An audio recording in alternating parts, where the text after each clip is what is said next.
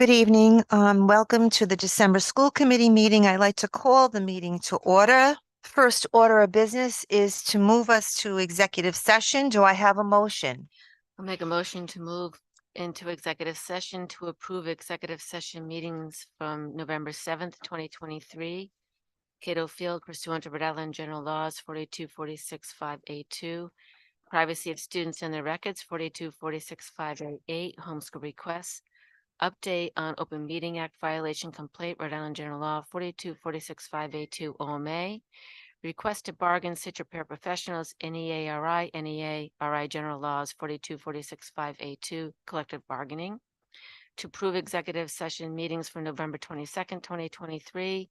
Cato Field pursuant to Rhode Island General Laws 42465A2 vote on arbitration. Teamsters Local 251 pursuant to Rhode Island General Law 42465A2 collective bargaining monitors. And to approve executive session minutes for November 30th, 2023, Cato Field pursuant to Rhode Island Law 42465A2 arbitration. Update on Cato Field 42465A2 arbitration. Do I have a second? All those in favor? Aye.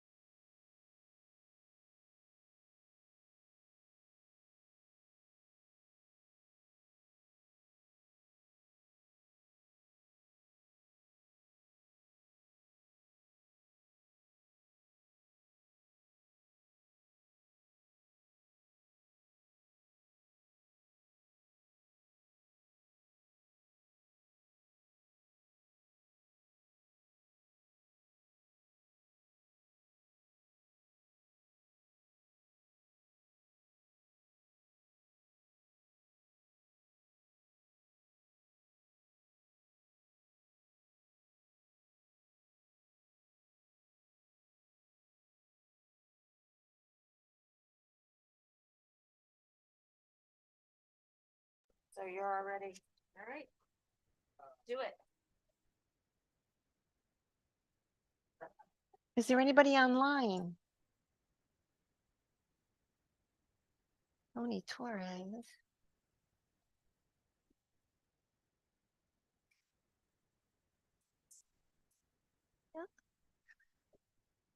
No, but it's all. Yeah. Isn't this granddaughter or daughter? Who's granddaughter? Tony Torres is like. Oh, I think that's Brooke at probably, Clayville?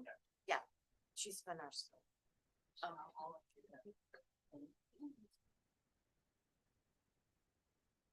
Let me know, Chris, whenever you're ready. Okay, I'd like to call our meeting to order and welcome everyone back to open session. We had 3 votes on the minutes to our executive committee committee meetings. And we had 1 discussion related to Cato Field. The first order of business is the Before we go there, I'd like to note to our audience, the emergency exits are to this side of the room. Back to you, Madam Chair. you know, there's only the principal here, right? Okay, the first order of business is for the principal now to stand up and say the Pledge of Allegiance. I pledge allegiance to the flag of the United States of America and to the republic for which it stands, one nation, under God, indivisible, with liberty and justice for all. Okay. Okay. Also, prior to reconvening in open session, we had a tour of the high school, and it's nice to see some of the changes being made to our facilities and some of our programs. And we actually, I have to say it, we actually ran into one of our educators working late tonight in our engineering lab, and I'm very grateful to him and for all he does and for all the what all the educators do for our kids. I'd like to move to the consent agenda and do I have a motion to approve the consent agenda? I make a motion to approve the consent agenda to include the regular session minutes for November 7th, November 22nd, and November 30th. For minutes and bills in the amount, general fund bills in the amount of $921,410.48. Grant fund bills in the amount of $36,662.24. School food service funds in the amount of $80,931.66. And Northwest Special Education in the amount of $1,144.15. Do I have a second? Thank you. And is there any discussion or any questions?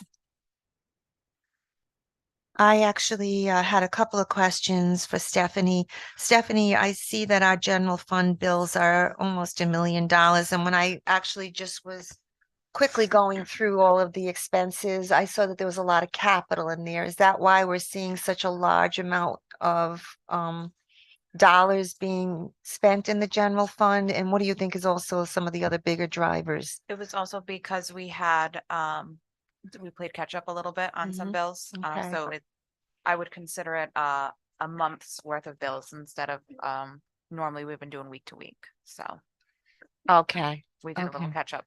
Are we caught up? We're all caught up now. Okay, well, thank your team for us.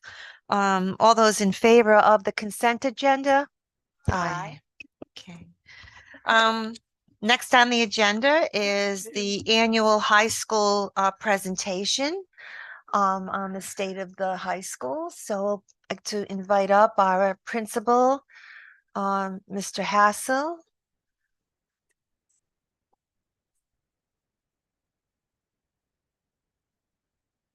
You're good, Chris. Thank you. Thank you so much. I also want to welcome with us, thank you, Jennifer Goff, our Assistant Principal of Teaching and Learning for the middle school and high school. We're going to both kind of chime in on each slide with you tonight. So thank you for hosting us tonight. Tonight is all things Scituate High School.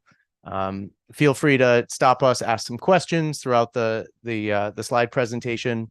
But today's really kind of like I was joking with some of the teachers, like State of the Union, State of Situate High School tonight, an update of some of the highlights and the successes that we've had. I think Yep. with some of the students as well, too. There are some They students. knew there was going to be a state of the address. Yes, there was a group of seniors at the cafeteria that I shared this presentation with. One of our students, who's a CTE student from another district, gave me a 94 and said that there's always room for improvement. So that was good. That was Joe. So yeah, let me go through here. Chris, I just pressed this. Thank you. So the first slide I wanted to update you all on is probably one of the most important initiatives at Situate High School currently, and that's our NEASC accreditation visit. I wanted to talk through quickly the timeline of where we've been and what's to come. It's a pretty big deal. So what is NEASC? For those of you that don't know, the primary goal of the NEASC public school accreditation process is to provide support and opportunities to develop realistic improvement and growth plans to enhance teaching and learning in order to maintain a quality education for the entire student population. That came right from the NEASC website. It's the accreditation organization within New England. And it's a pretty heavy lift. It's an important piece because if we're not accredited high school, that's a really big deal. And obviously colleges wouldn't be accepting our students if we weren't an accredited high school. So about 8 to 10 years ago, NEASC was kind of like a drop everything that you're doing, drop every initiative, have these giant physical binders that you would have, and this visiting team would just come in. They would spend a week at your school and they would go through everything. You would be exposed to all the NEASC standards, and you would provide evidence. So a lot of what, I've been on visits myself. I know Ms. Goff has been on visits as well. What they're really, the core of NEASC is they want you to not only excel in what you're doing, but show evidence that you're excelling in what you're doing. So there's specific standards. Those standards are aligned very much to the initiatives that we're doing here in Situate anyway. They have thankfully gone to an all digital process, but even more so, they've taken the 1 year stop everything, and you have this decennial visit from this kind of scary team, and they've softened it a little bit, and they've made it a 3-year process, and it's all based on priority areas. So they're not saying anymore, you need to fix everything within 1 year. We started in 21-22. And the last time we were accredited was 12 years ago. They bumped everybody back because of the pandemic.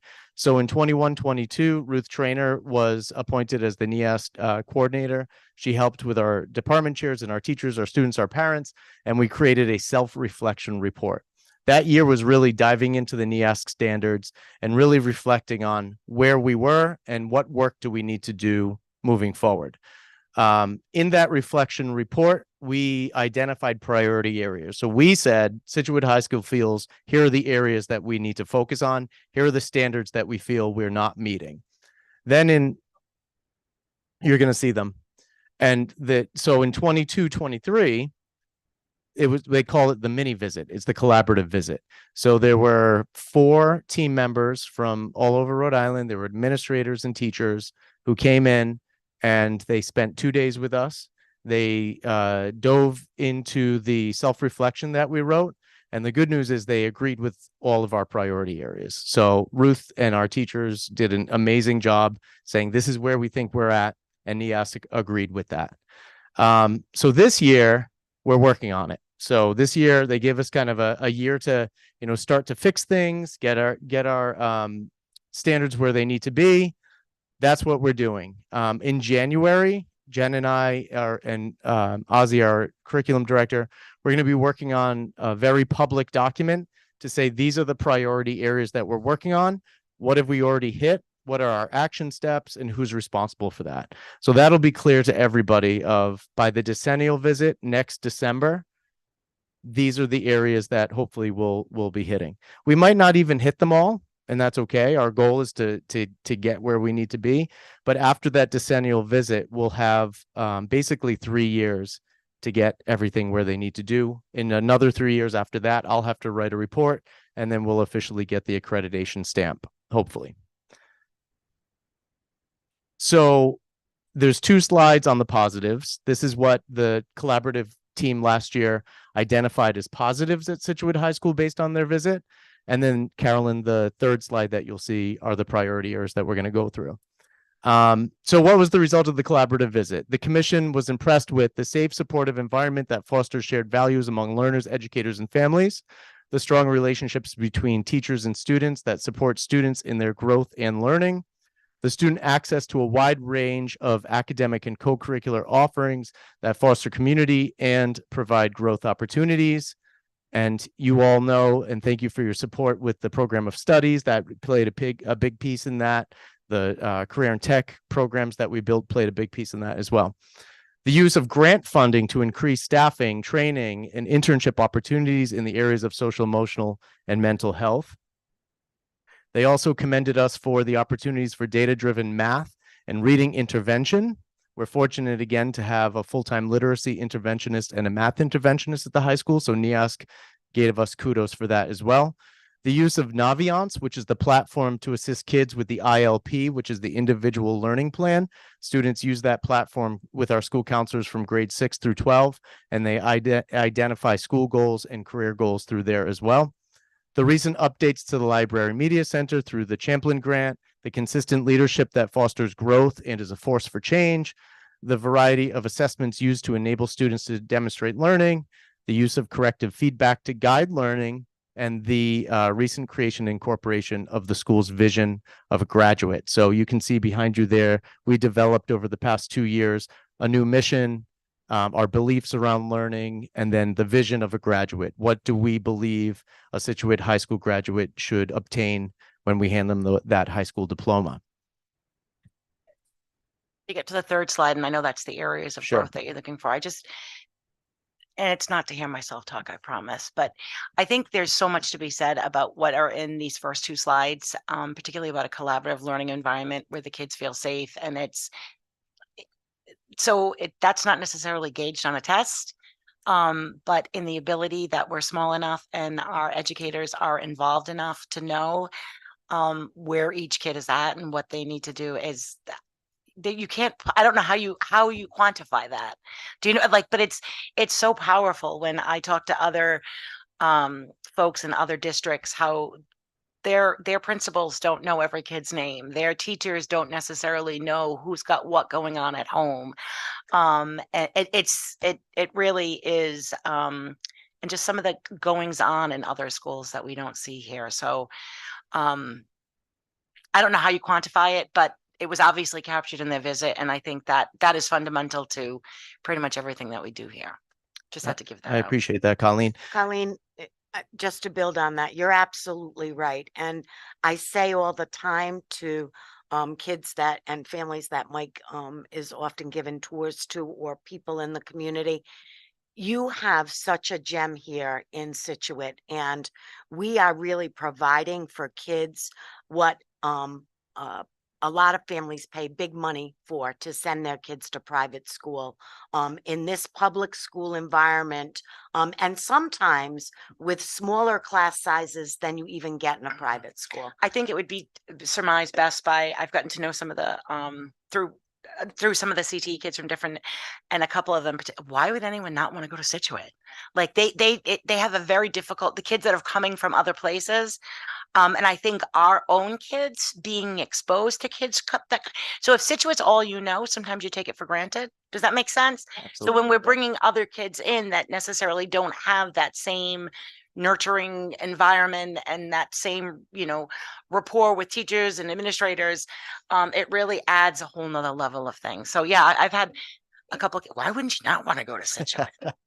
That's great. And we appreciate it. And this is cliche, but it really does take a village. And it's the team that we have, and Jen and our teachers and our parents. And I will throw out there, I was going to add a slide in this presentation around our SurveyWorks results from last year, but the slide got lengthy and I decided to cut it out. I will say that we went up in many, many, many areas. So I'll share that link with you so you can take a peek at our SurveyWorks results, especially around culture and climate, the teacher survey, the parent survey, and the student survey especially.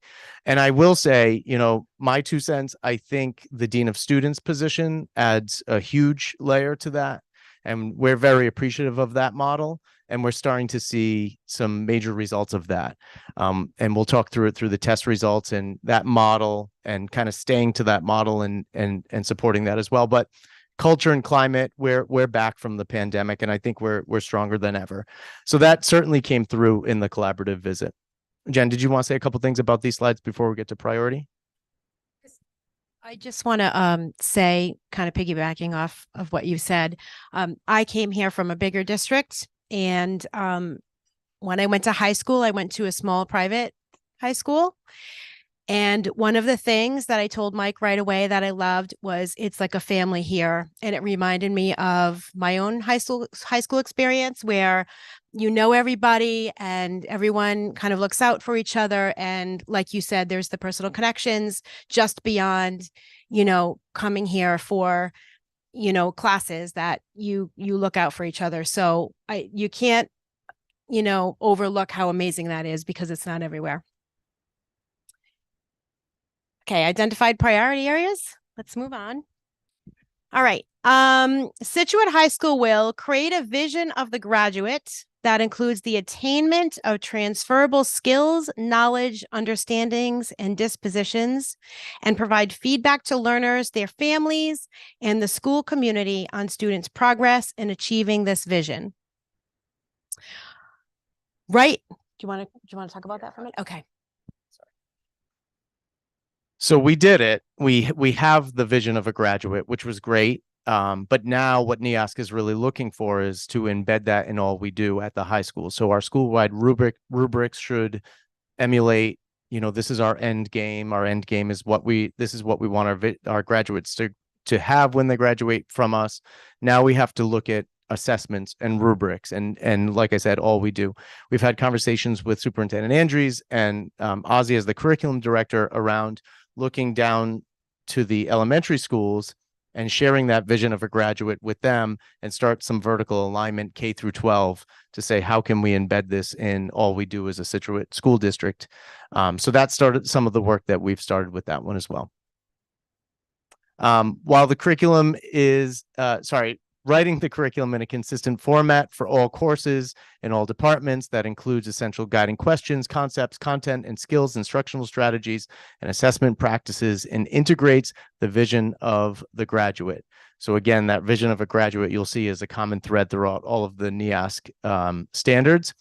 Ozzy and Jen and I have already started that work, and the teachers during the PD day worked their behinds off with a scope and sequence. Heather led the math department. I'm calling Heather out because she happens to be here.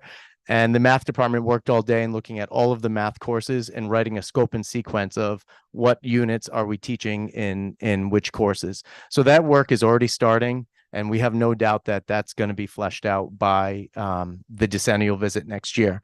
Well, Ozzy is also working with us on a curriculum matrices, so district-wide, which content areas are up next. So we just posted using ESSER funds for a world language and a visual arts curriculum help, and they're going to be looking to dive into those.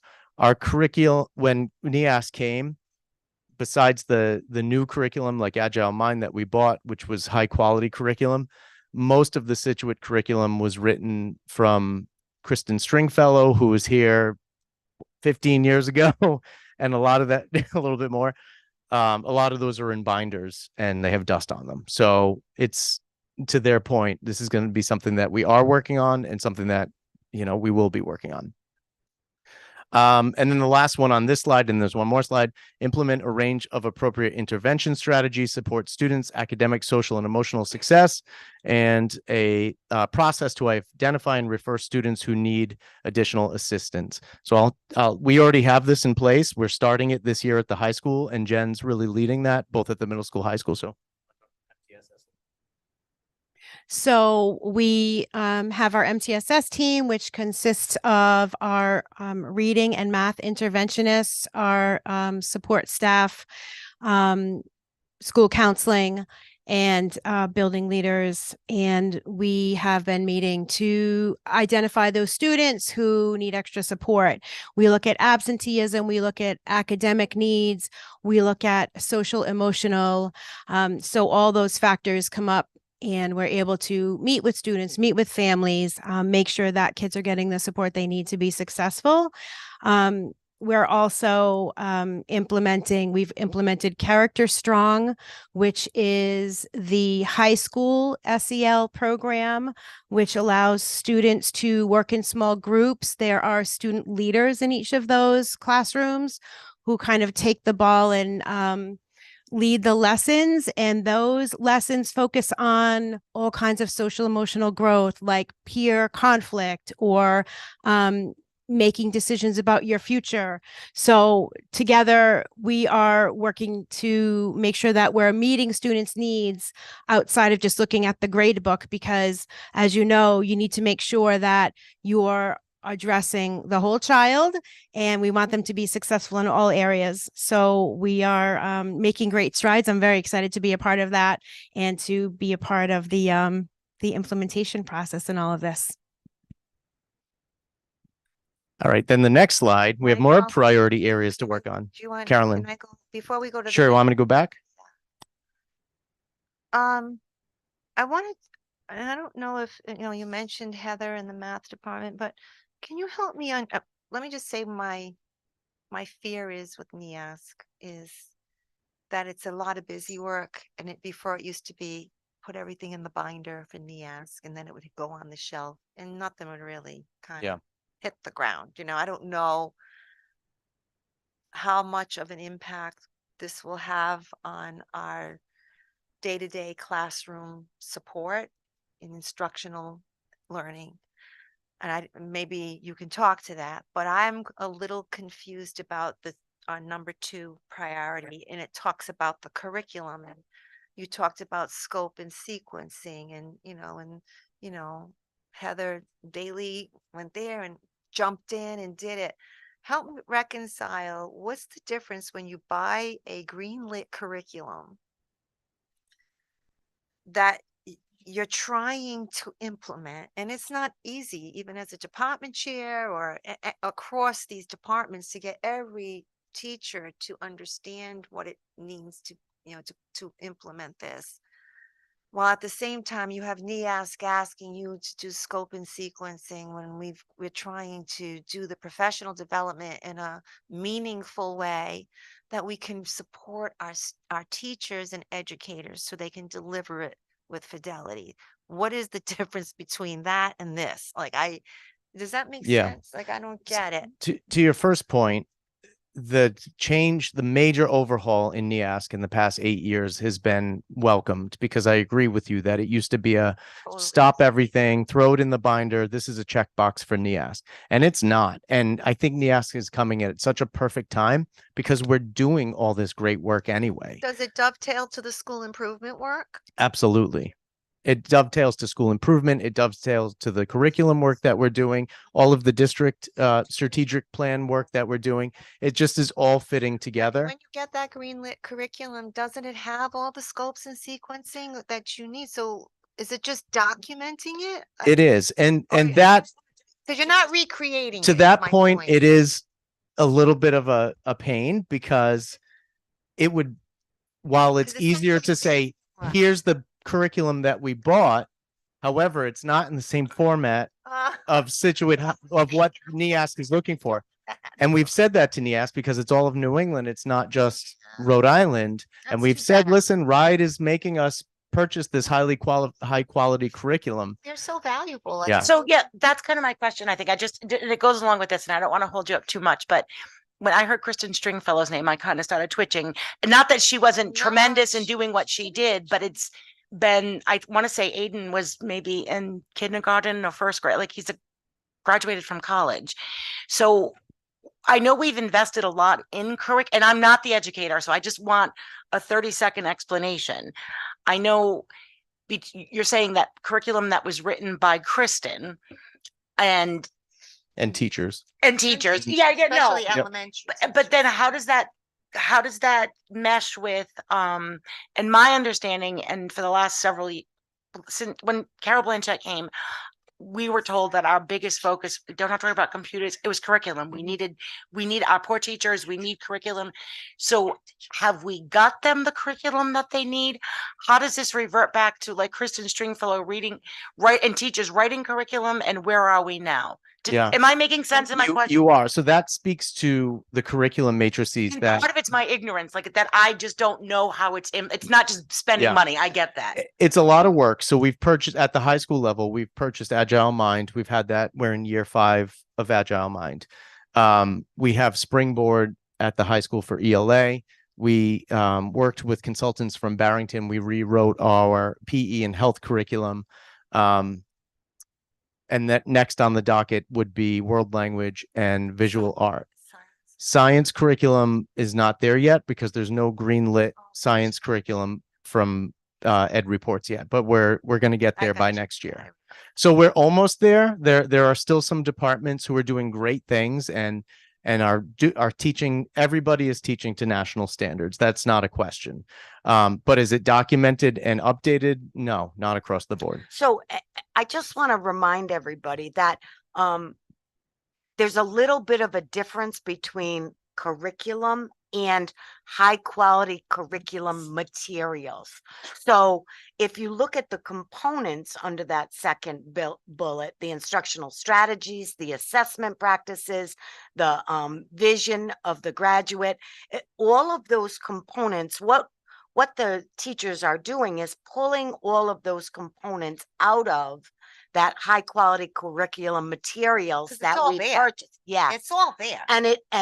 But we don't necessarily teach every single page in those Okay. high quality curriculum materials we bought either, right?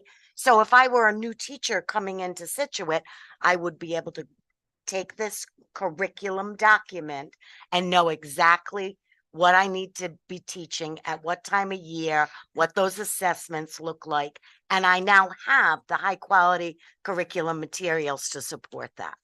Does that make a little better sense? So I think what I'm hearing is that we're moving in the right direction. We had nothing, Yes. probably not nothing, but very, very antiquated, but everything isn't at that place and it's as far as implementation, but our teachers for the ones that we have purchased, or they have the materials that they need. It's just a matter of being able to access and become familiar with and implement those materials. Is that accurate?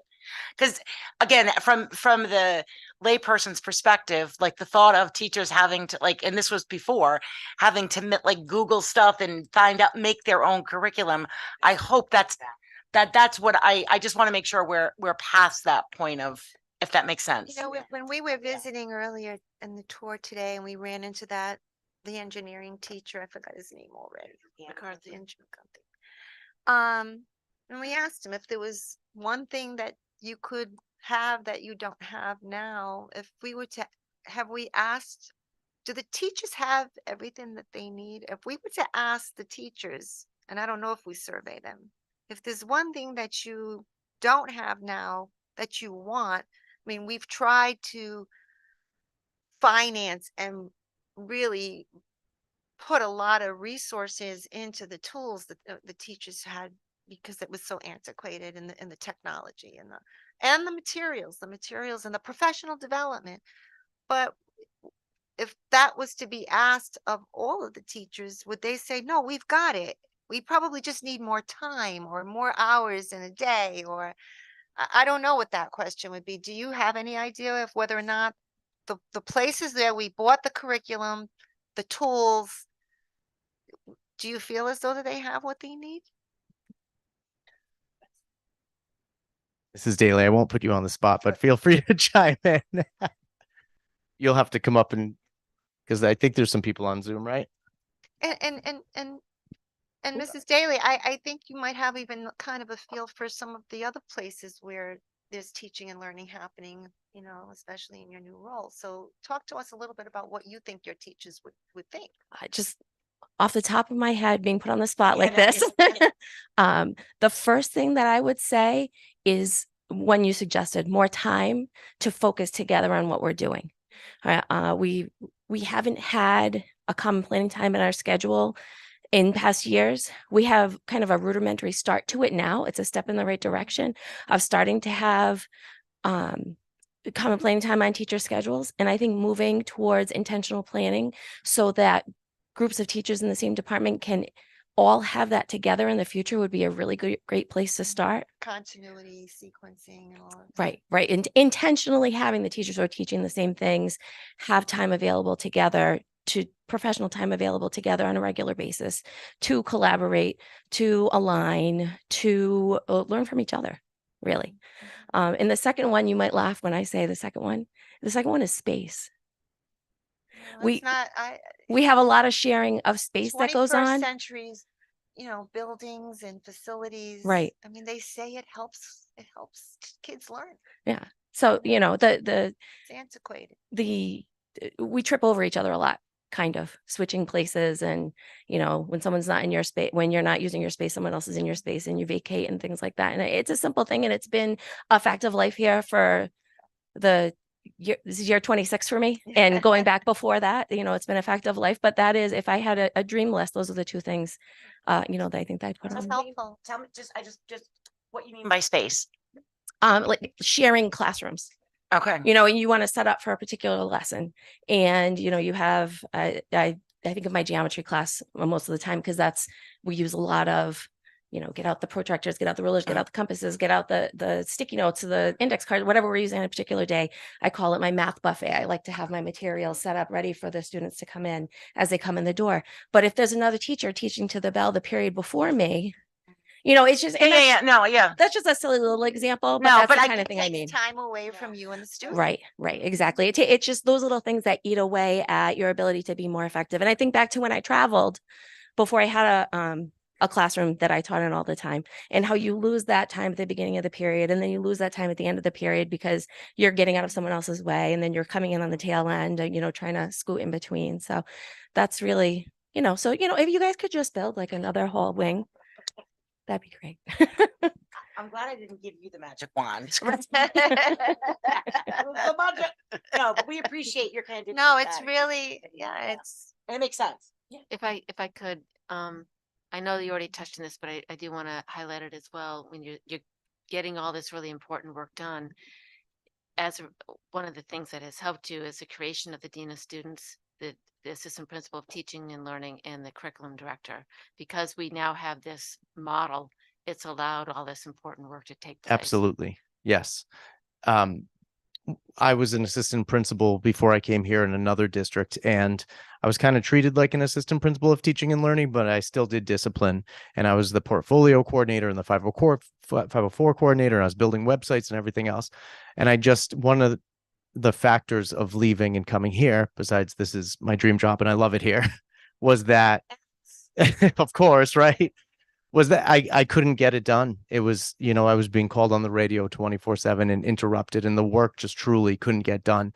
And I have to say, at the high school right now, Jen, you have to have the right people on the bus. And I feel like right now, all the right people are on the bus. And I think we are poised and ready. Hopefully we're not going to hit the reset button anymore. And I think if we just stay to it and stay the course, I think you're going to see even more great things come out of Scituate High School. I have to tell you, I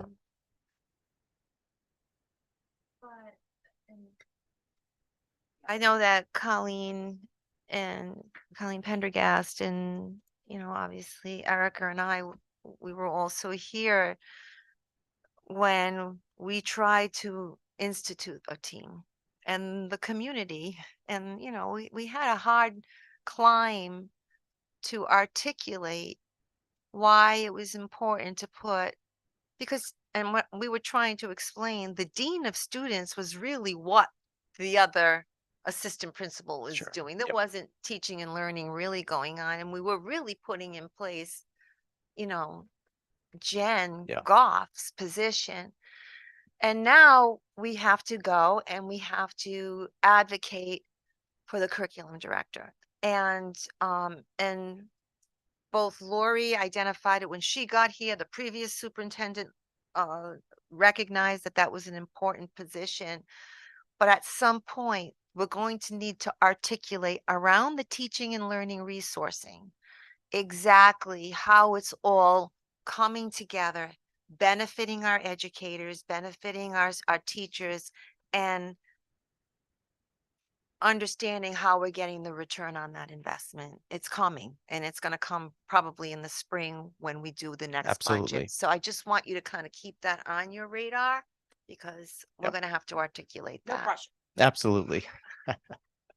All right, so thank you. So going on to the slide 2 of the priority areas, we've already checked the box for the creating. I think I'm on the wrong one. Here we go.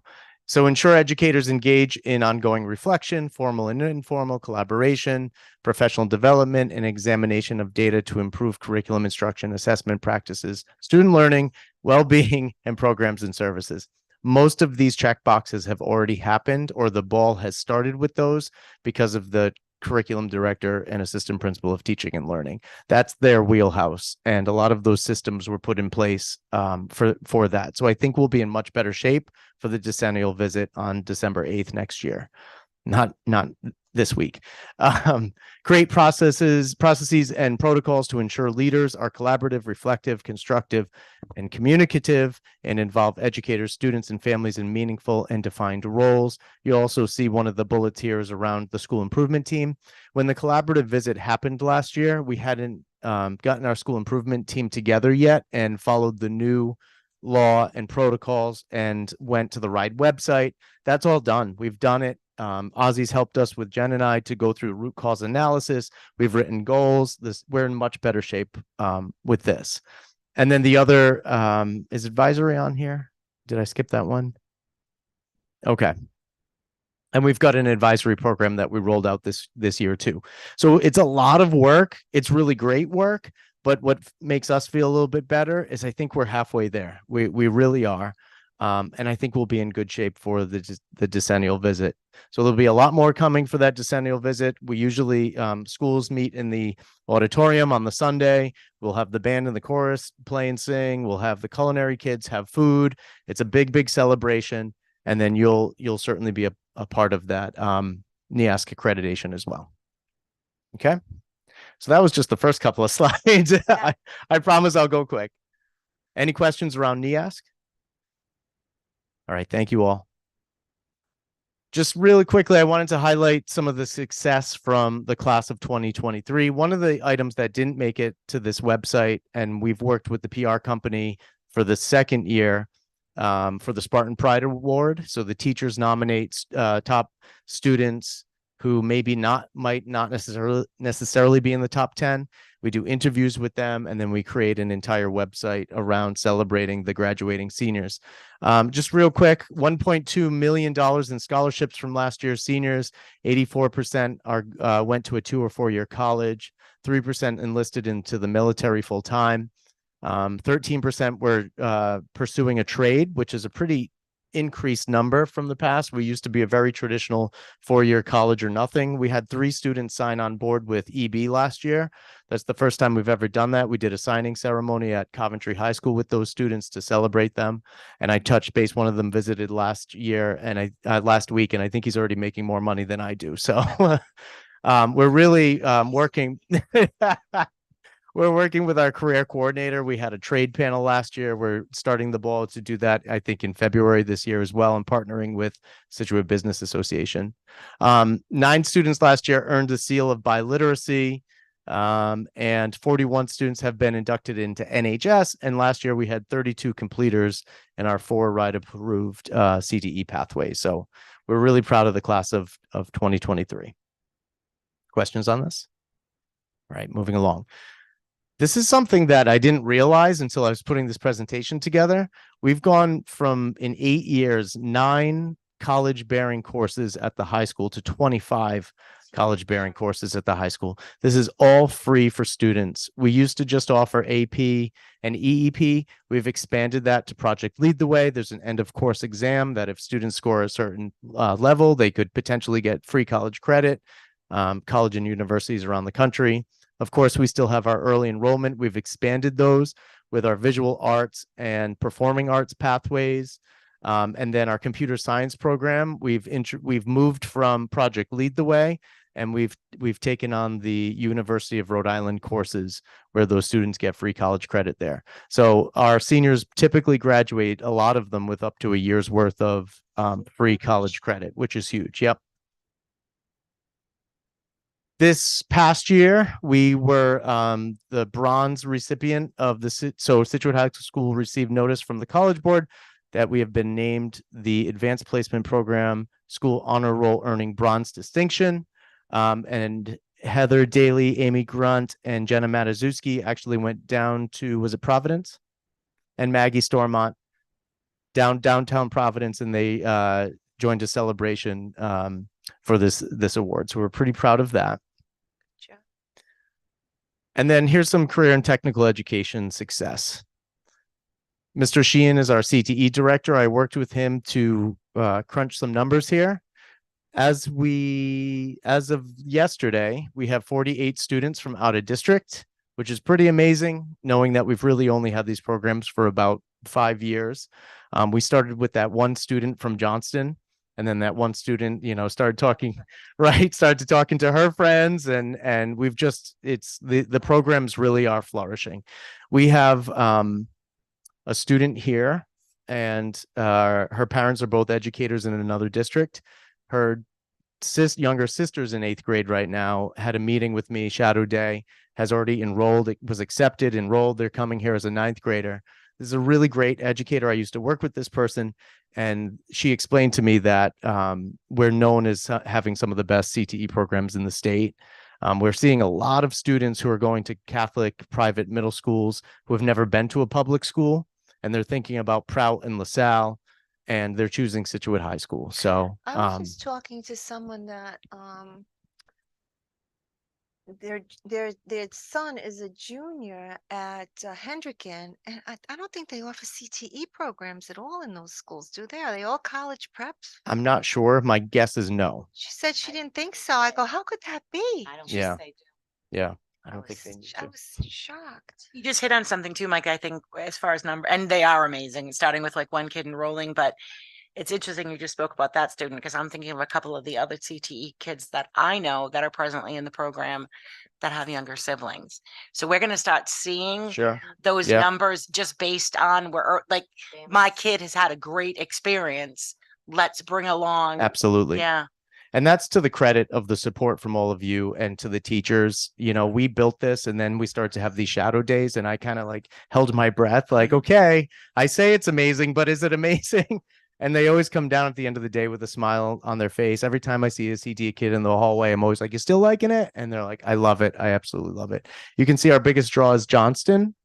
We actually, just using marketing funds, did a pretty aggressive marketing campaign in the local papers. And one of the options we signed up for is a digital campaign. And we actually received everybody who clicked, which is kind of scary. Everybody who clicked on our ad, we have all of their home addresses. And now we've purchased, I know, Watch what you click. Yes. We've now purchased postcards for our CTE event, and those are being mailed next week to those families who might have been interested. So yeah, scary, but good for us. Yeah. And our second biggest district draw right now is Coventry. These are the incoming students and the programs that they're in. So entrepreneurship certainly has the highest amount. And then you can see the color by town and district. Brendan, why are you taking pictures? I'm just teasing you. And then biomedical is our second. I think we're going to see a spike with computer science with the new secondary regulations, and computer science will be a requirement for students. So hopefully we'll start to see an increase in that as well.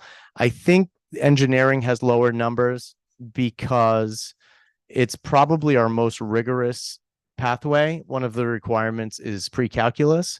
So there's a certain threshold of what you have to meet and what you have to do to be a completer there. And here are the students who left us. Ugh. We're at 44 students. Most of these students are upperclassmen, juniors or seniors. So we're certainly seeing a trend in the right direction. Mike, is this the first year that our numbers? Yes. That's We kind have of amazing. we have more students for the first time coming to Situate than leaving Situate, which is pretty amazing. Michael, what did they? And I hate to. I know what the answer is. Well, I want to ask a couple of things. Mhm. And I'm not just going to ask about the field, which it's killing us, every single person at this table. But academically, what is it that they're offering that we don't have? Like, is there something that's legit that they have that, Yeah. you know, that somebody just really wants to pursue a career in, and we just can't offer that to them? Yeah. So I still have exit interviews with every single student who applies to go elsewhere. I meet with their parents. We talk through what Do you know program. there's programs I that- do. So I ask that question in the exit interviews. What we've seen, there are students who choose to go to programs that we just don't have the enough interest in. So like, you know, we've said a lot of times here, we can't be in everything school. So like, I know there's some schools have an that's the amazing question that I'm electrical program or welding program and someone's passionate or exactly. Yeah, but that's not Pontiac. There's a couple. So we have one or two students who are in the animal science program. That's what I'm, like the academic. Yeah. Not the. Most of the students that are at traditional Pontiac High students, School yeah. chose criminal justice. Mm. And the reason I heard from parents was that they heard a rumor that they can't go to Pontiac if we offer the same program, which is not true. So a lot of them chose criminal justice because we don't have it. But of all those students, I know that there was an athletic drive. It was field, it was football, and Football probably performance or football field, field. because they were number one in the Yeah. state or something. Yep. Okay, and then I did have another question. No, How I many wanna- are I just actually, need to how clarify much are leaving? Pontiac, I don't think was ever number one. And I think it's, No, yeah, like there's a lot of schools that they're not just leaving because they're, I didn't say they were all state, but they won the division or something. I don't pay attention. Yeah, to it. that's- It's not that, it was never that important to me. Don't tell my kids that, but, of the students that are leaving, there's two things I wanted to tell you that I heard. One is that some of them are leaving that are going to the same programs that we're offering. Yes. Okay. When I went and pounded my chest down at RIDE about that, they said because the quality of the programs are different, and if there's a higher quality program, then that student should be able to go to the better program. And we're going to come up with some data and measures and to show where the better programs are. Yeah. Now, I hear it's coming, but it's been coming for the last. So 50 RIDE years. released they, it. they They- haven't. They released it. They haven't. Yeah. Yes. Yes. Yeah, Yeah, yeah. I went down and fought for Yeah. them to change the. Yeah. the So RIDE regulations. released it. I'll Yeah. share that list with you. It's called Where do we stand? comparable Yeah, programs. substantially. Exactly. comparable. The quality of the program. It was based on CTE standards and programming curriculum that we use. So they might have looked at, we use Project Lead the Way for our biomedical program. Here are the 3 sequential courses that we offer. What are the other districts that are offering those? There was an appeal process that we could have applied for to say that we feel that, we're different than this. The list that came out, I want to say we had maybe 2 similar programs throughout the entire state. One was in East Providence and the other one was, I'll find the list and share it all with you, but it was somewhere far away that we've never lost any students for. So we decided not to appeal because the list that they came out with didn't really show any comparable programs that we were in competition with. So wait, I so need- Pontiac, I don't just follow understand. up. So Pontiac is not offering comparable programs to us. According Based to on RIDE, RIDE. no. So I need to just, and I don't want to go too far off the thing, but Sure. this is huge. Yeah. This is- So my understanding from the beginning was that we could never stop a student, even if they have the same, X Correct. program, we have X program, Right. they have X program, they want to go, they can go. That's how my understanding and what I've always told people. Correct. So I don't want to say what's changed or what's new is that RIDE like Carolyn was saying, and I get it, like the kids can't go to, another school because they like their English department better. Like, why should they be able to? Right. So where are we now? Tell me, just explain a little bit about so RIDE came up with a list. They came up with a list, which Lori and I will share with all of you so you can review that list. And I haven't looked at it in a while, so It's being updated currently. it is. It's just a conversation at RISA this morning. Okay. So it is being updated. So there'll be a new list, but the old list really, in our opinion, didn't impact us. So what does the list say? But The is li- it a reality or they just cook the numbers? They spin the programs? My opinion That's right. was I was surprised at the Yeah. school districts that they said we had No. like programs, and I know there's surrounding districts that use I looked Project at Lead the who Way. is- Yep.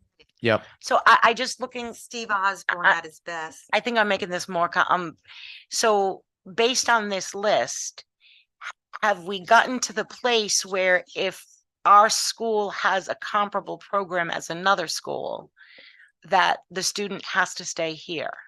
That's correct. There's Comparable. if there's comparable, and as of the list that's out there right now, I believe there's 2 programs that we had comparable programs with, meaning no, you can't go there because we have that. But there was no impact on Situate. We don't lose students to those programs. Right. It was in 34 East students were Bay. leaving. Like So- our kids are not going Yeah. there. And I promise, I know I'm driving this a lot. So let's just say, and I don't want to pick one of the programs, but we have program X here. I know some of our programs here, they have the same programs at Pontiac. Yes. Are they saying at this point in time, our programs aren't comparable? They are saying that they are not comparable. That's not Therefore, they can true. go to Pontiac. And Sure.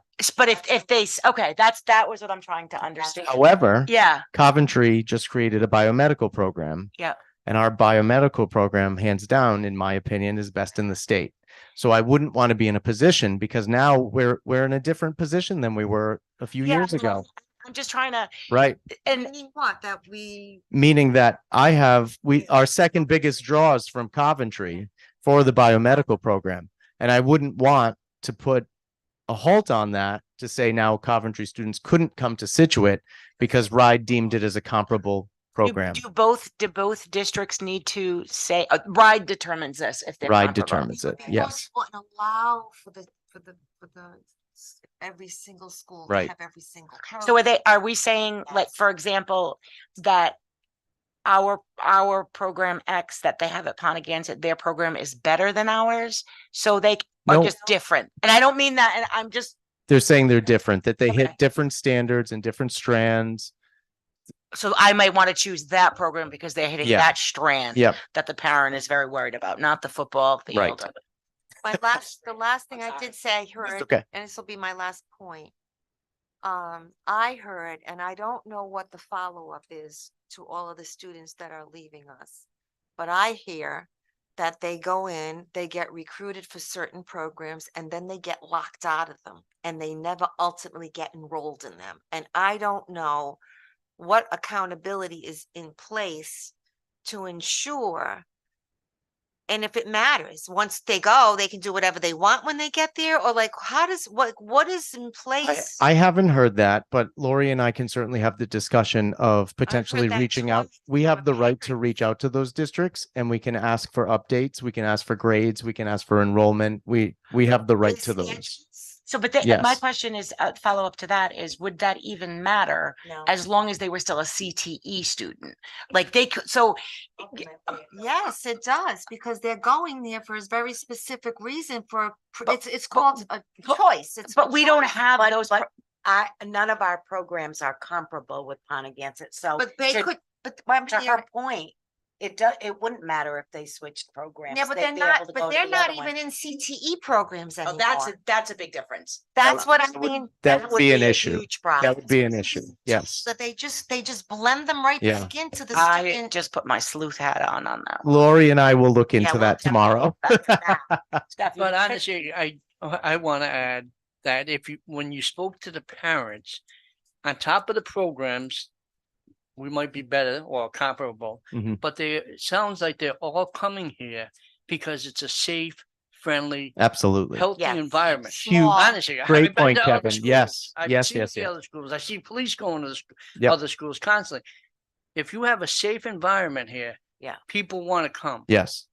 That's the most important. And to your point, Kevin, we had 40 Situate eighth graders who applied to Pontiac, 40. And last year, 9 of them chose to go. The rest decided to stay here. We just had 1 come back. So 8 of them decided to go. That's Yeah. crazy. So to your point, I think we have something, we're doing something right here and we have something special here. I'm hoping, and I promise me and you have to stop talking because I know we said we were gonna get out We of didn't even here. get into test scores yet. Yeah, We'll have I to know. rush through that. Yeah, rush through. Carolyn wants to rush it. But I think I can't get over enough. I've sat here when you started we started the programs, and to be at that place where we're down to 8 students out of 40 is just, in light of the elephant in the room with Right. That was a is lot of you, un- Michael. That was a unbelievable. lot. And I know it shouldn't matter, and that's not why we put that field there, or that's not why we're good at what we do outside of, but it matters. Yeah. And to get to that place is truly remarkable. It really is a testament to all the Carolyn hard and I are work. gonna hold hands, so if the other one starts to talk, we're gonna squeeze. Okay, I'm moving on. Thank you. Our favorite part of the night, our test scores. So, Ozzy, Jen, and I met with last week the math department separately, the ELA department, and the science department at the high school. And it was some of the best conversations I've had in my 8 years here in this position with those students, with those teachers. Ozzy has done, her brain just works so differently than mine. She dug into the data. She created spreadsheets and charts and graphs, and we had some open, honest, amazing conversations with teachers as well. So the bar graphs that you see is a product of our curriculum director, Ozzy, with the support of Jen. And then again, we met with each teacher to kind of come up with action steps and looking into why the scores are how they are and what our next steps are here. Jen, do you want to start it off a little bit here? So this is our math slide compared to other districts. Ozzy put Barrington up there because they're consistently number 1 and the bar is pretty high, but how far off is that? Barrington has a lot of other factors that contribute to their scores outside of just, whatever curriculum they're using. We are looking at the curriculum that is being used across the state, not just for math, but also for ELA. And that's another conversation. But when we look at this, obviously we're in the bright blue. And then Ozzy put down some of the districts that we could kind of look at. So what I love that she did here is that she didn't only just put our scores, but she put our rank. And I had a really hard time finding that. I looked for a really long time to find where we scored in comparison to other districts. She looked at 30 LEAs. She left out the private schools. So for grade 10 PSAT, we came in at 44.9, so about 45% meeting or exceeding, and we ranked 7th in the state. And for grade 11 SAT, 34.1, which was 14th in the state, so just above the halfway point. And you can see who's scoring the consistent top 3 up there. It's Barrington, East Greenwich, and North Kingstown. Just a point here. Last year's test takers, the 11th grade had 103 students. And the 10th grade had 92 students, because I think that's an important factor that we're going to talk through as well.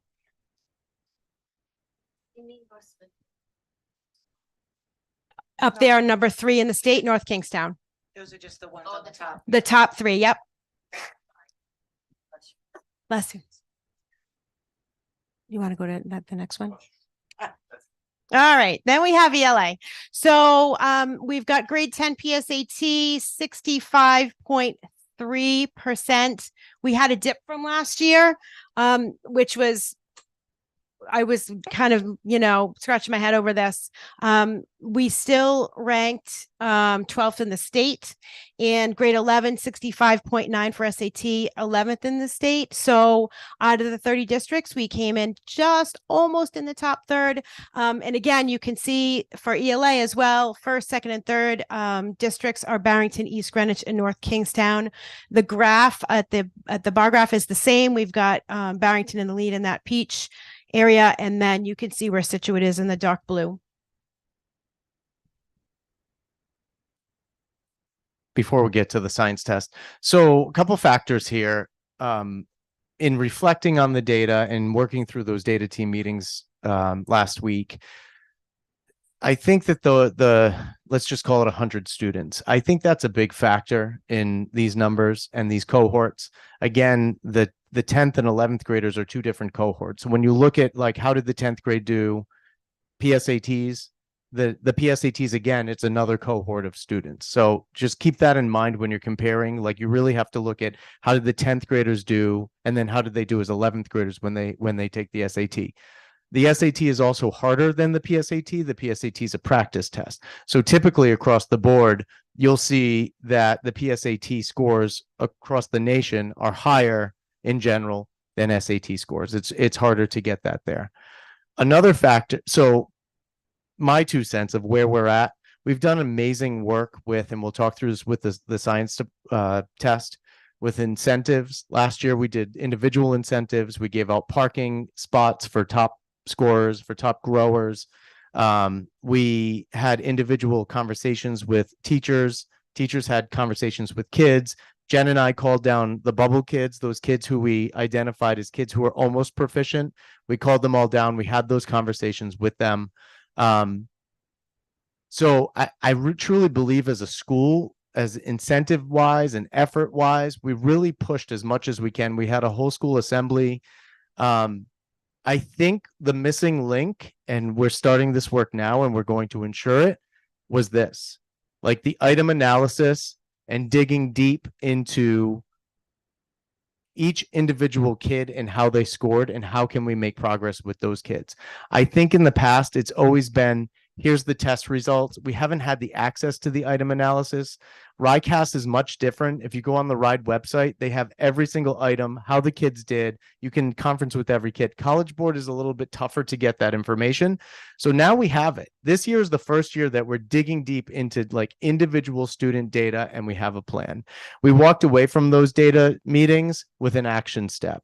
Those action steps include the ELA labs that we have, the math labs that we have. The other factor that we identified, we looked at subgroups and we looked at our students with IEPs and disabilities. We have a life skills program in the high school, so students with significant disabilities. There's a certain criteria that those students hit in order to qualify for an alternate assessment. So they don't take the PSAT and the SAT because they have significant disabilities. That threshold is very high. We have a population of students who might be reading at the 2nd or 3rd grade level due to a disability that we have had that gap since kindergarten or elementary school. They're taking the PSAT and the SAT. So when you have 100 students testing and you have a certain population of students who struggle and have those learning gaps, of course, we're supporting them, but they're in least restrictive environment. They're taking those, Algebra 2 classes. Next year, the new regs say that, every student will take Algebra 2. So we're getting there and we're going to be there. But I think it's an important piece to note as well that we have some work to do to how can we support these kids with these extreme learning gaps. And unfortunately, and a test isn't everything, when you have 100 kids and 5 of them are in that category, that's 5% of the data that we're seeing here. So I think we kind of walked away with that data as well. So if you add, you've got that hypothetical 5% of those students, and then you've got another 13% of the students who don't plan on going on to college. No matter how many incentives you give them, they're just like, "Oh, I'll take it," but they haven't, according to your data, they plan on going to trade school or full-time work. So now that's a large percentage of our students, because if we have almost 400 students in our school, and Barrington is 3 times our size, North Smithfield only has like 100 more students than we do. EWG has maybe 100. All our other comp schools have about 100, but then you add Burrillville and Cheraho, they're more than double our size. So Yep. to your point, that number of student ratio makes a big difference. Yeah. I'll also say, we're not satisfied with this. I was just gonna say. We're not satisfied, like, you for saying we're that, gonna Mike. push and Right. I think the key is we've kind of still been up here looking at the overall data. And now we're finally drilling down to the core and we're having individual student data conversations and saying, how can we support those kids on an individual basis? Jen, did you want to? Yeah, I mean, we can look at science and then I can kind of talk about where we are in terms of how we're digging into the data. So grade 11 meeting or exceeding is 34.1, right in the middle of the 30 LEAs at 15 for the rank. First, second, and third, East Greenwich, Barrington, and Bristol.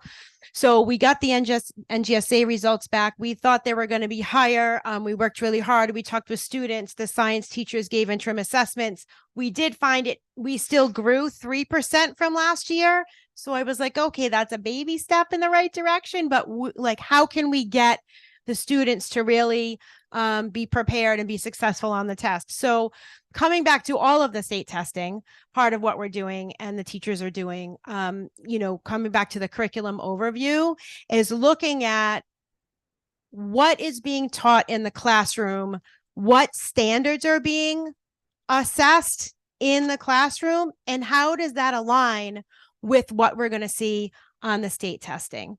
So sitting with teachers and teams and talking about all of the standards, but also what are we teaching that's going to be most relevant and going to help them be successful on the test. And so I had this conversation with someone when I was teaching. I taught English, and it was like, we're always teaching to the test. Why are we teaching to the test?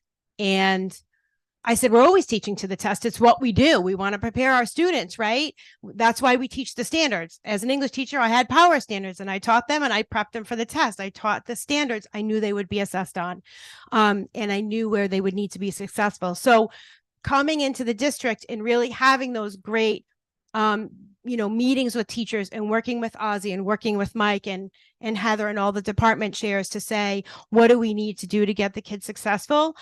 These are the conversations that we're having, because like Mike said, we got our scores back and I was like, oh, like 34.1 for NGSA. Like, we worked really hard and we had great conversations about, incentives and practice. So moving forward, we're now looking at the standards and where we can make sure that we're ready. Jen, can I just follow up? Carolyn, can I just speak to the science thing real I quick? wanna Just talk real to quick. science. I think I mentioned it to you earlier. So to tonight. Jen's point, what we're saying is incentive wise and effort wise, we did everything we can to like make this test important.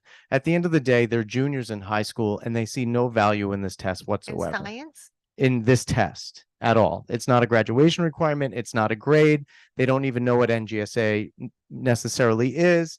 That for high school kids, it came out loud and clear. We've surveyed them before the test, after the test. We've tried so hard to build importance into this test. But what we've identified is because of all of that, it really is a curriculum issue. What we've looked at is that there's a lot of earth science on this test. We hit earth science in 8th grade. We now have a situation where our current chemistry kids, 90% of our juniors who are going to take this test in the spring, now have had 2 chemistry teachers. We thank goodness we have a rock star who we hired, but they're about a quarter behind. So we're playing catch up to get these kids prepared in chemistry this year.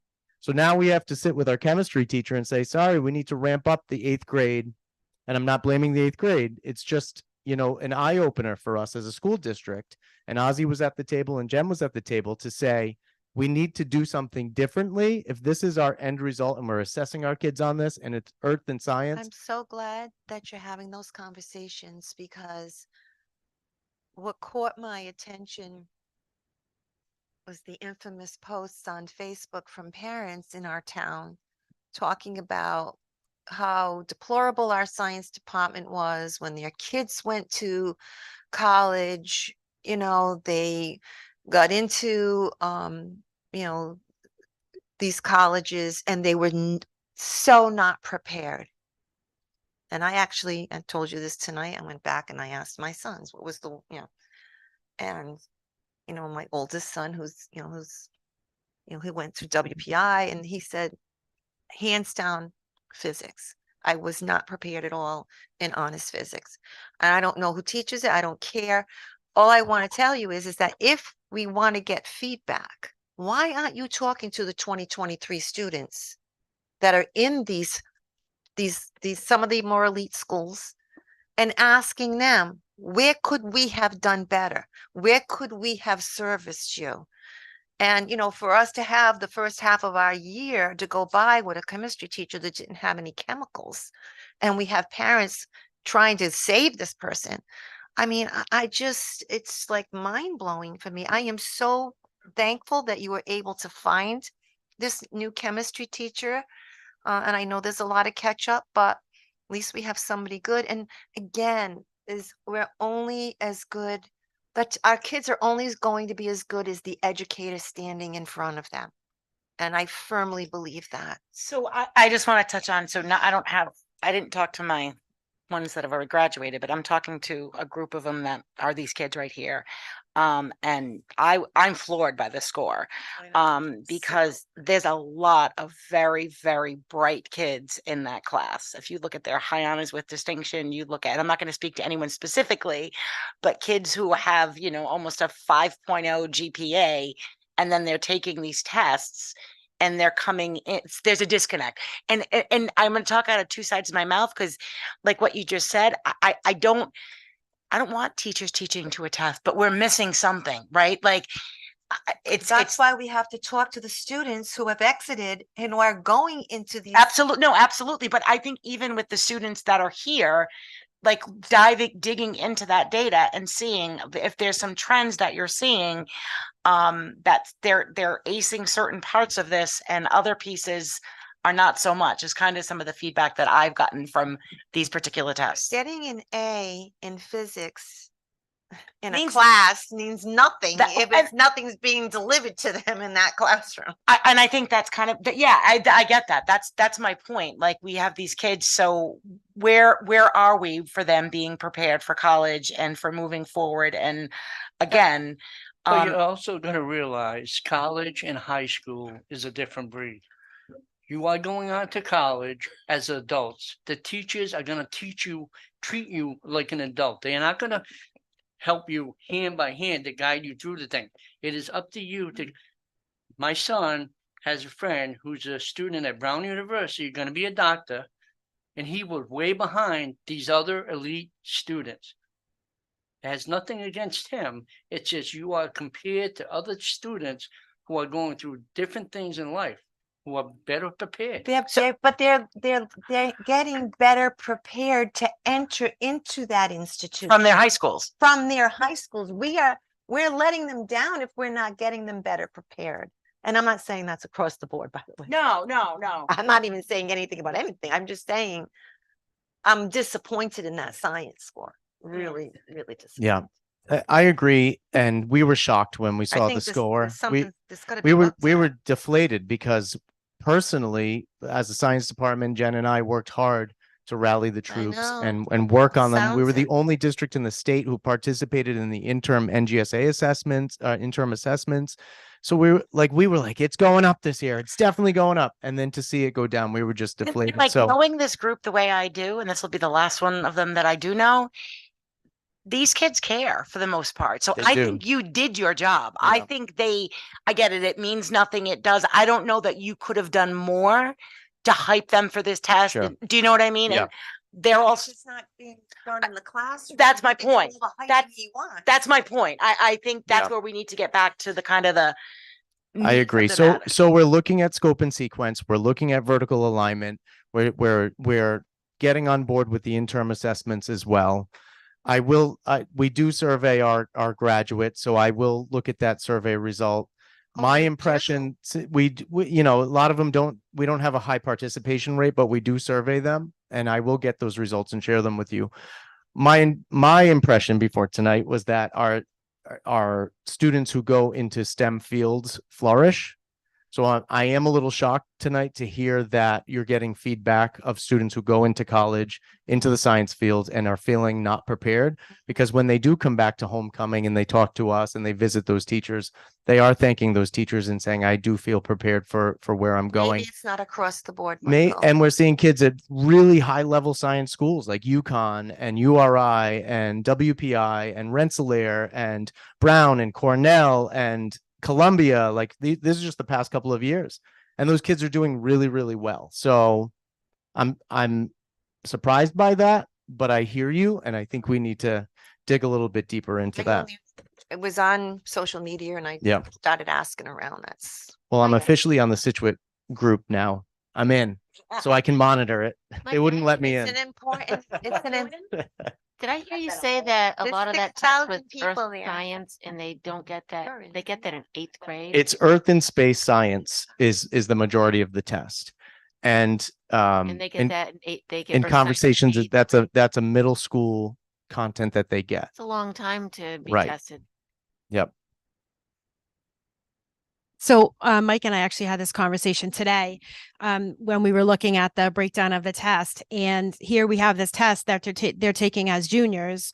And much of the content is what they're learning in grade 8. So how we were thinking, like, how do we bridge that? How do we make sure that, because, you know, they're going to take some of what they learned 3 years ago, but realistically, they're not going to be ready. So those are conversations we had this morning in the office, is how do we bridge that? You know, when we look at individual scores and we can see what areas, like what questions they didn't do well on compared to other ones, how we can make that work. And so coming back to the teaching to the test comment, it's really about preparing our students, you know, and making sure that they are not set up in a way that's going to leave them vulnerable. Because when we look at our SAT and our PSAT scores, the percentage is a lot higher of kids meeting and exceeding expectations.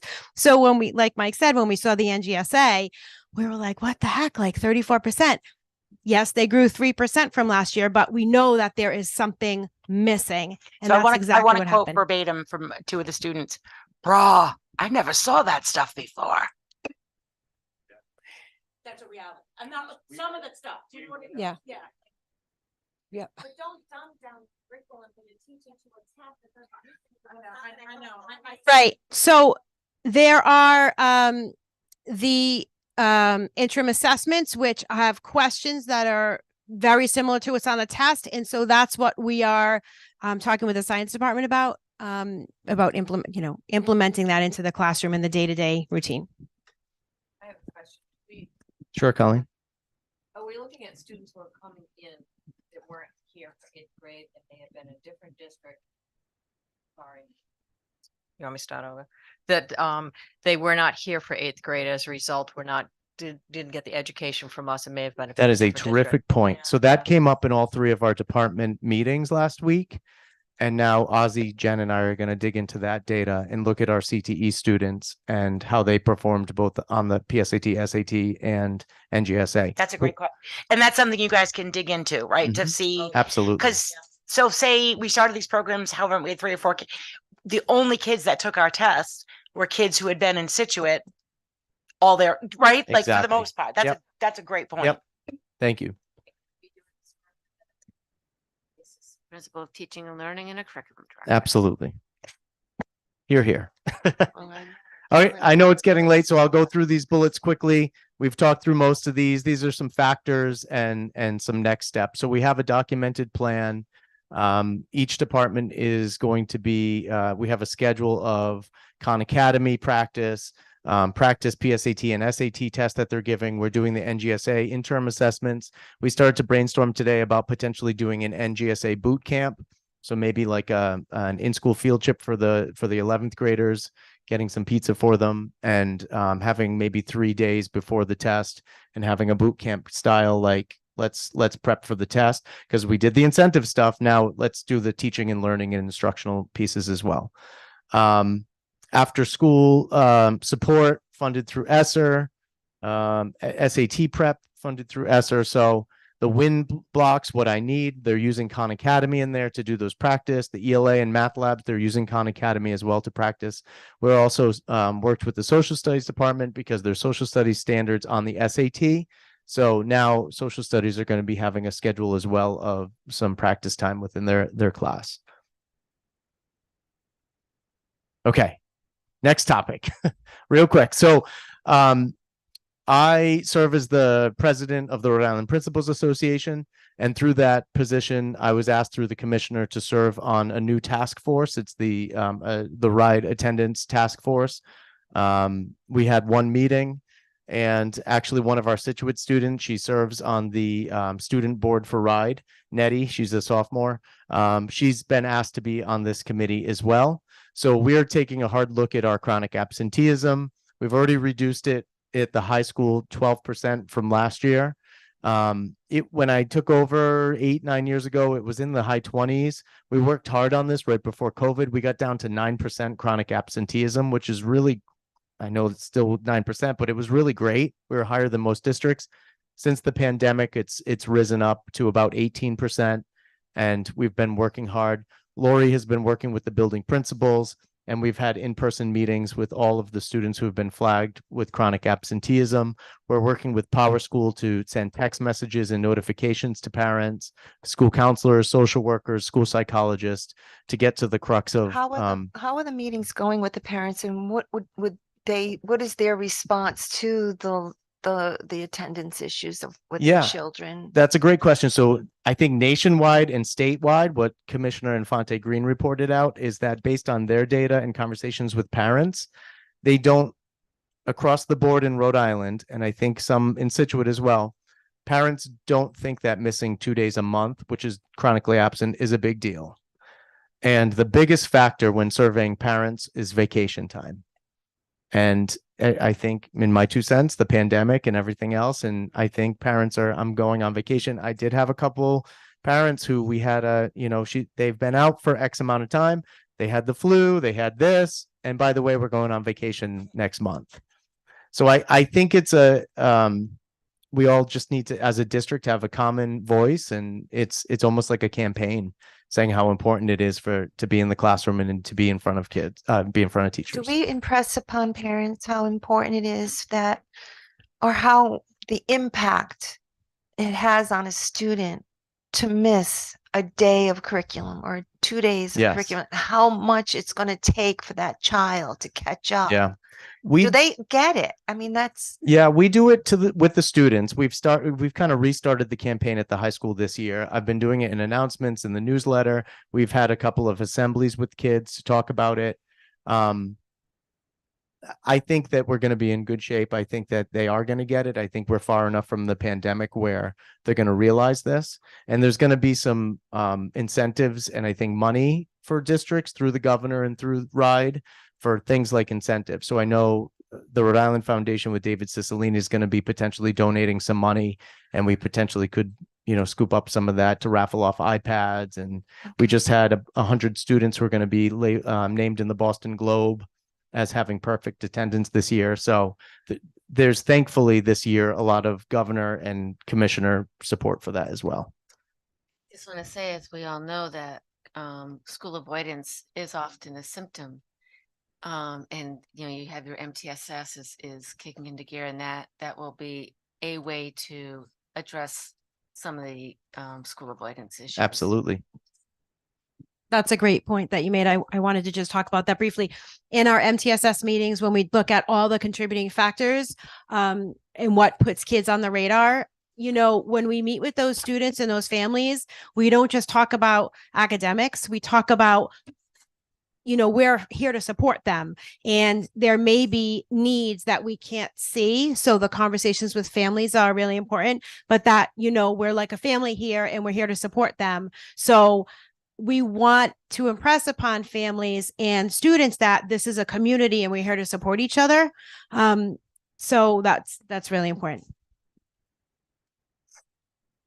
This is just a bar graph of the 2 years before the pandemic years are highlighted there. This is all part of the RIDE dashboard. They've poured a lot of money into this dashboard, and every single day or every night they're pulling data, and there's rankings. Every school is ranked here. So as of last week, I think we're at 18% chronically absent, but yep, we are 12% lower than last year. And I think we were ranked 111 out of all schools, which also includes all the elementary schools in the state. So we're getting there, and I have no doubt that this year we're going to see that number significantly decrease. Mike, are you at a good place? I know last year we'd had a couple conversations about coding. I know an absence is an absence, but your data is reflective of what's inputted, and it wasn't always accurate. Am I correct in saying that? Yes, we've cleaned up that data. Okay. The attendance officer is going to be a huge help for principals in Scituate and kids and families. And also the new attendance policy. So right now we're going to be rolling out that new attendance policy. And I think that's another factor that's going to be helping as well. But to your question, yes, we have cleaned up the data. There were students who were hospitalized, who were receiving tutoring, and we had front office staff that was marking them absent unknown. So we've changed that because they're receiving tutoring to a 1D, which is they're receiving instruction. And then our school improvement plan. Just want to make sure too, like I know I've gotten, because I get a constant notification, like my kid's been on a class trip and I've gotten notifications that they're absent. So those are the things that I'm assuming they're not absent if they're on a school sponsored. Right. It's because Power School flags anything with a 2 in front of it, and the 2 you get that automated But call. even for your data, it's fine. Right. That's the Exactly. It's not counting as an absence. But I should look into that, because you shouldn't be getting a text message if a kid's on a field trip. We'll look into that. So the night's getting late, and I apologize for that. This is our school improvement plan, which we developed. This was the first real plan since I've been here. We followed the right guidance. Ozzy and Jen were a huge help in doing the root cause analysis, identifying the priority areas. Again, this is aligned to our NEASC, and it's aligned to our district strategic plan. So we had a math goal, an ELA goal, and a science goal. Those are aligned to PSAT, SAT, and NGSA testing. And then we had a social emotional learning goal, which was bringing Character Strong and advisory, which is going really well. Jen, do you want to speak quickly to some of those? So, math, obviously 35.4. We'd like to see that go up to 41%. ELA, we'd like to hit 66%, which we've done last year's testing. So we put a little check mark, but I'm hesitant to just keep it there because we want to make sure that we, are growing for next year as well. Science, we would like to see grow from 31% to 40%. That's a 9% jump, but we did already grow 3%. So we're at 34. It's a little baby steps, like I said. And our SEL, we've got the new SEL curriculum we're very excited about. So we're hoping to see that growth. That's quite a jump. That's an 11% jump. So we're excited. Some of you saw me a little trigger happy with the slides. When I was in college for music education, sometimes I'd have to sit with the piano player and turn the music, and I was fired from that job because I kept turning the music before they were ready. So here we are. So this is it. And if there's any more questions, you have to raise your hand in this style. So if there's any questions, you have to have a really fancy hand raised, just like this one. That was sent to us, Mr. Hadley. We had an awesome night on Friday. It was a first for us. It was a Midnight Madness winter sports pep rally, new banners. It was a really, really great night for kids. It was after I dunked it. Colleen and Kevin were there. Colleen did the 3-point competition. She was amazing. It was a really, really good night. We had some local food trucks, some community members who have food trucks. We had paninis and boba tea, and it was a really great night. So thanks for that. My big takeaway from that night too, I was so impressed, not just with my basketball skills, the amount of student athletes that we had. Now, this was just for winter sports. One of the teams was like an indoor track. I don't think we had an indoor track team. However, there was like 30 kids on the team. Yeah. Wrestling has gone from like 15 kids to, I don't know, 32 kids, half of which were on the honor roll. Yeah. Like it just these things that were just, it was really amazing for the Yeah. size school that we have to see the amount of kids that we have involved. Yeah. It was great. And I will say kudos to Sal Gelsomino for all of his work and Bianca Mancini and the Dumonts and the athletic boosters. If you follow the boosters on Facebook and Instagram, they're like our own free PR company. They have, I can't say enough great things about the boosters and those families. And May I make mention, one of Sure. which had to drive the day of, I don't know if you knew this or not, there was yes, an error that was noticed last minute on one of the banners. One of the booster members actually spent, I think, 4 hours in the car trying to get to make sure it was rectified before that evening. So I just, Yeah. again, volunteers that go above. that was and- Mr. Dumont. Yeah. We were grateful for that. And last but not least, thank you to all of you for your, honestly, for your support. We've done some great things. We have some room to grow and we're going to get there. But we really have accomplished some great things and it couldn't have been done without all of you and Lori and our curriculum director, teachers and Jen as well. So thank you. I know I took a long time tonight, but thank you all. For everything. It's really good. And Jen, thank you for your.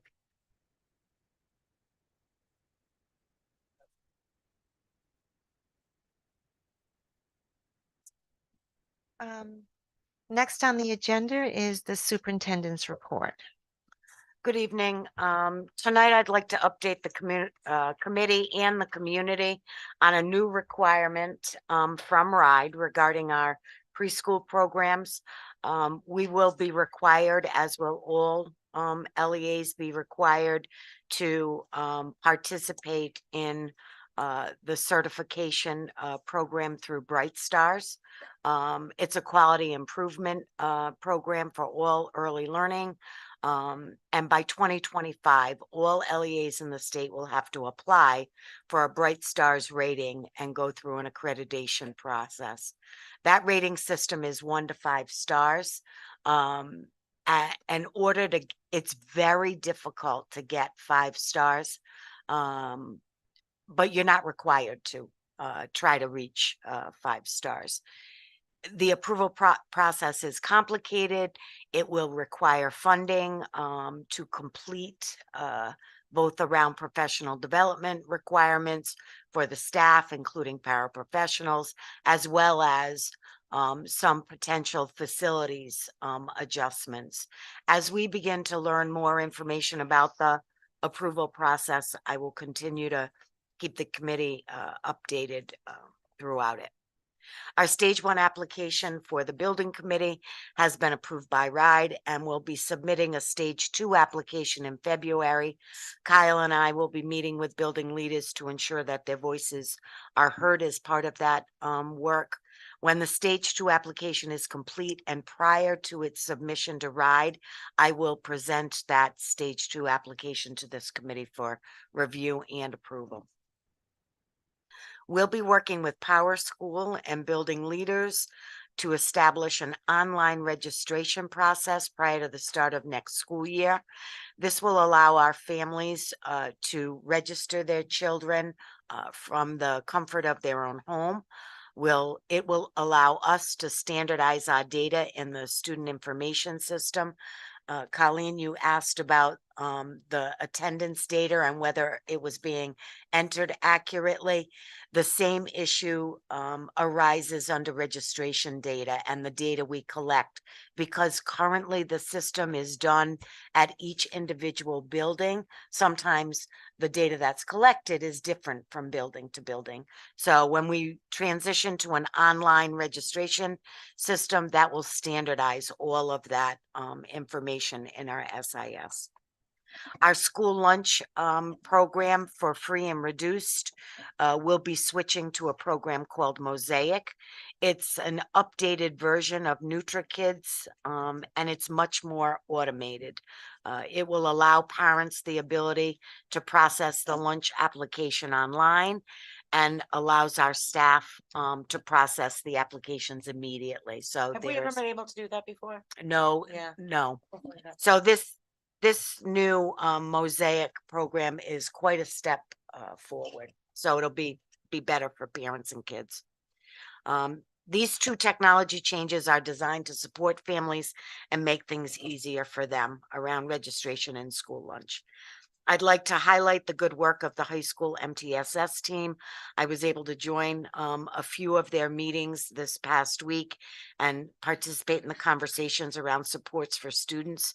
Those conversations were rich and are the things that make me happy that I get to do this job every day. And it's clear, and I am confident that the team will have a positive impact on our high school community and the students. I am extremely impressed with the support and dedication of the teaching staff around that table to really be honest about where kids are struggling and what we can do to support them along the way. Please remember to support our students in the music program at the winter concert on December 19th at 7 o'clock. I go every year. Every year I get goosebumps. It's a great night. So I'm looking forward to that as one of my favorite holiday activities, and puts me in the spirit. That's my report for this evening. Lori, may I suggest if you are going to take any photos or videos that you might have, Put them up. someone else do it. I think last year Oh. when you did it, it was the back of someone's head. Well, that's what happens when you hire a superintendent who's 4 foot nothing. Chris? I'm always looking at something dead. What's he gonna do? Oh, that's hilarious. Anyway, okay. Anybody have any questions for our superintendent tonight and her report? Okay, we'll move on to my favorite topic, the budget. The budget to actuals. I'm going to start off with the audit update. At our last check-in with the Auditor General, they moved forward with the December extension date as previously suggested by the town and booked our next check-in prior to the closing of that at the end of December. The auditor will be in Thursday. He's working to complete testing on our uniform chart of accounts and our FMIS system and the completion of the single audit. On the town side, the auditor is working on the reconciliation of fixed assets in their new software. Our MTP, or our Municipal Transparency Portal, which reflects our reporting as consistent and reconciled with audited financial statements, will be completed next, and then the draft audit.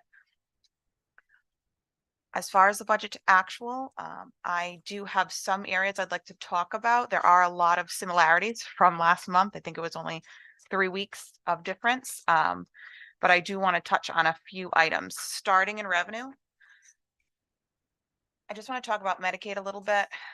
I know last month I informed everyone that we have 77 students versus the 80. Doesn't seem like a big deal, but I do feel as though that number is going to be less than what we actually projected.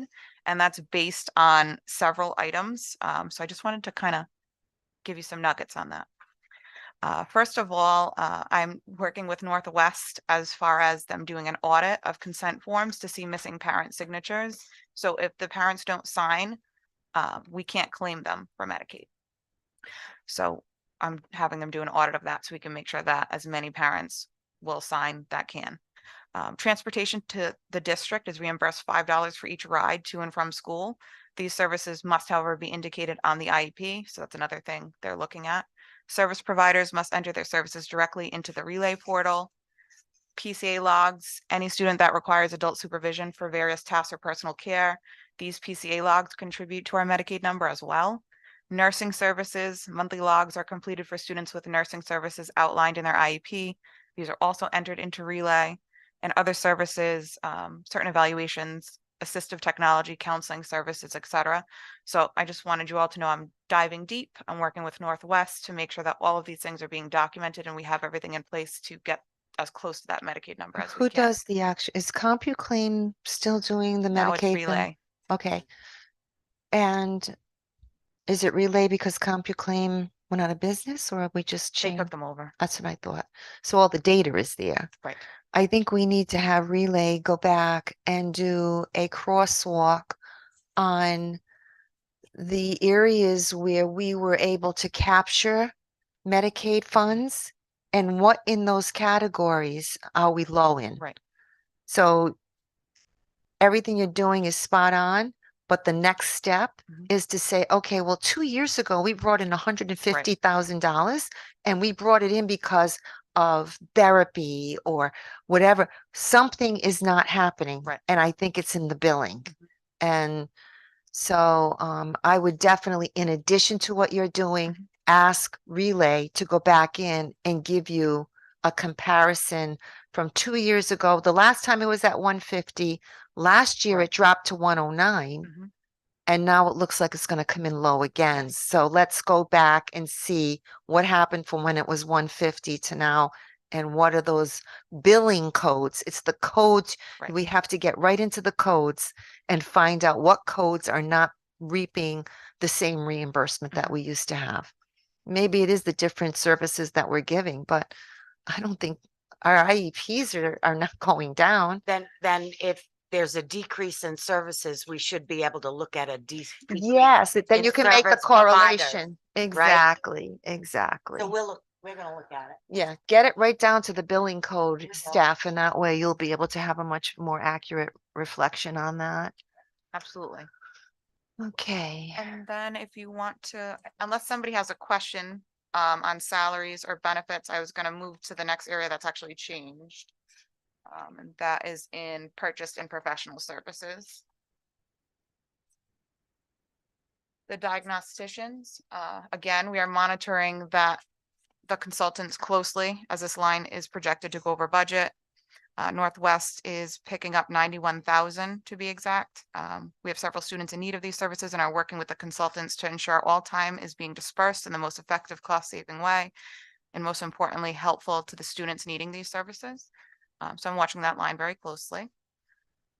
That was it on purchase and professional services, unless somebody has a question there.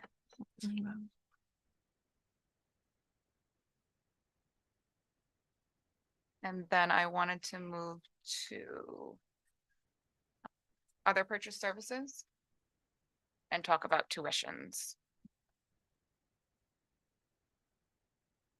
Tuition of private sources. Harmony Hill, a student did return to the district. However, Mount still has an active student as well as La Perch. There's an extra cost tied to the La Perch tuition due to additional medical health, and that's around $30,000. There's also now students at Tavares and Ocean State Academy, so we've had some changes. Tuition to Ed Services, which are tuitions to locations like Bradley and Gordon Center.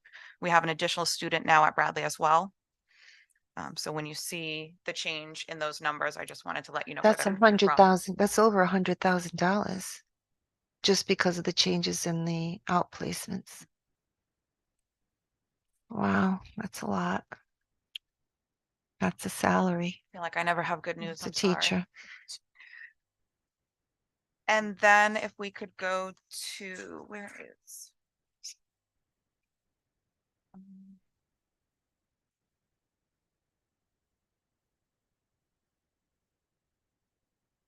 I'm sorry, let's backtrack to benefits for one moment, because I wanted to talk to workers' comp. Workers' comp totals is around, at this time, $16,761.58 after a little more information that we just received. That is a little more than halfway through the year, this year, where we're at. And I mention this because this is more than the entire year last year. Costs contributing to workers' comp come from WB, Beacon, legal fees surrounding the claims. We currently have 3 individuals out on workers' comp, and we have potential other looming bill for around 25,000. Are you gonna, well, we budgeted 45,000 though. Are you gonna, is it gonna go over that? It's getting close. The projection, now that I have that new information, will probably be over. So I'm watching that line closely, but I just wanted to make you all aware of that. Okay. That's really all the, sorry, it was all negative, but that was all the new news I had, unless somebody has a question. Anybody have any questions for Stephanie? Those aren't nuggets when they're negative. Sorry, I know I need a negative word. It's so a the nuggets- negative nugget. yeah. Okay. We're coming up on the part of the agenda where we're going to be opening it up to public comment. Do we have anybody here that would like to make a public comment to the 2 people that are sitting here? No. And how about at home? Okay.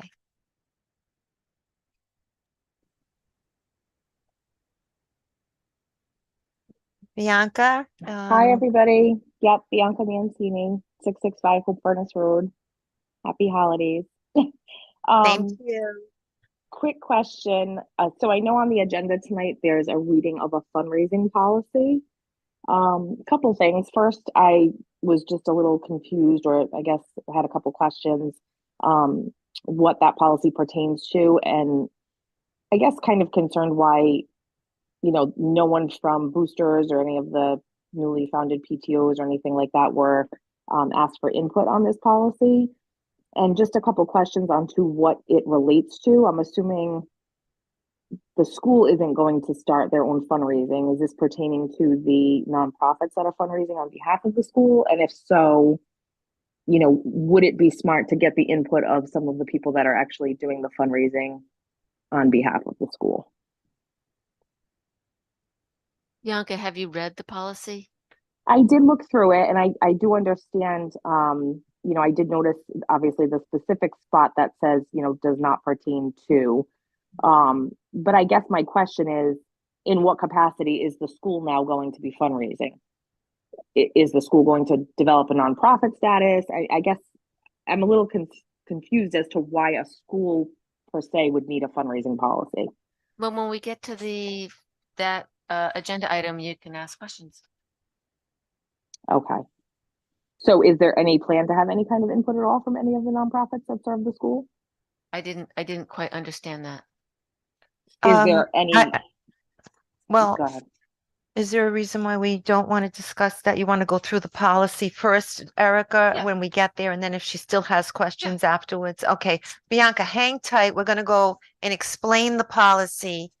And then if you still have questions, just jump in or offer any advice or potential edits to it. Okay. Okay. Okay, thank you.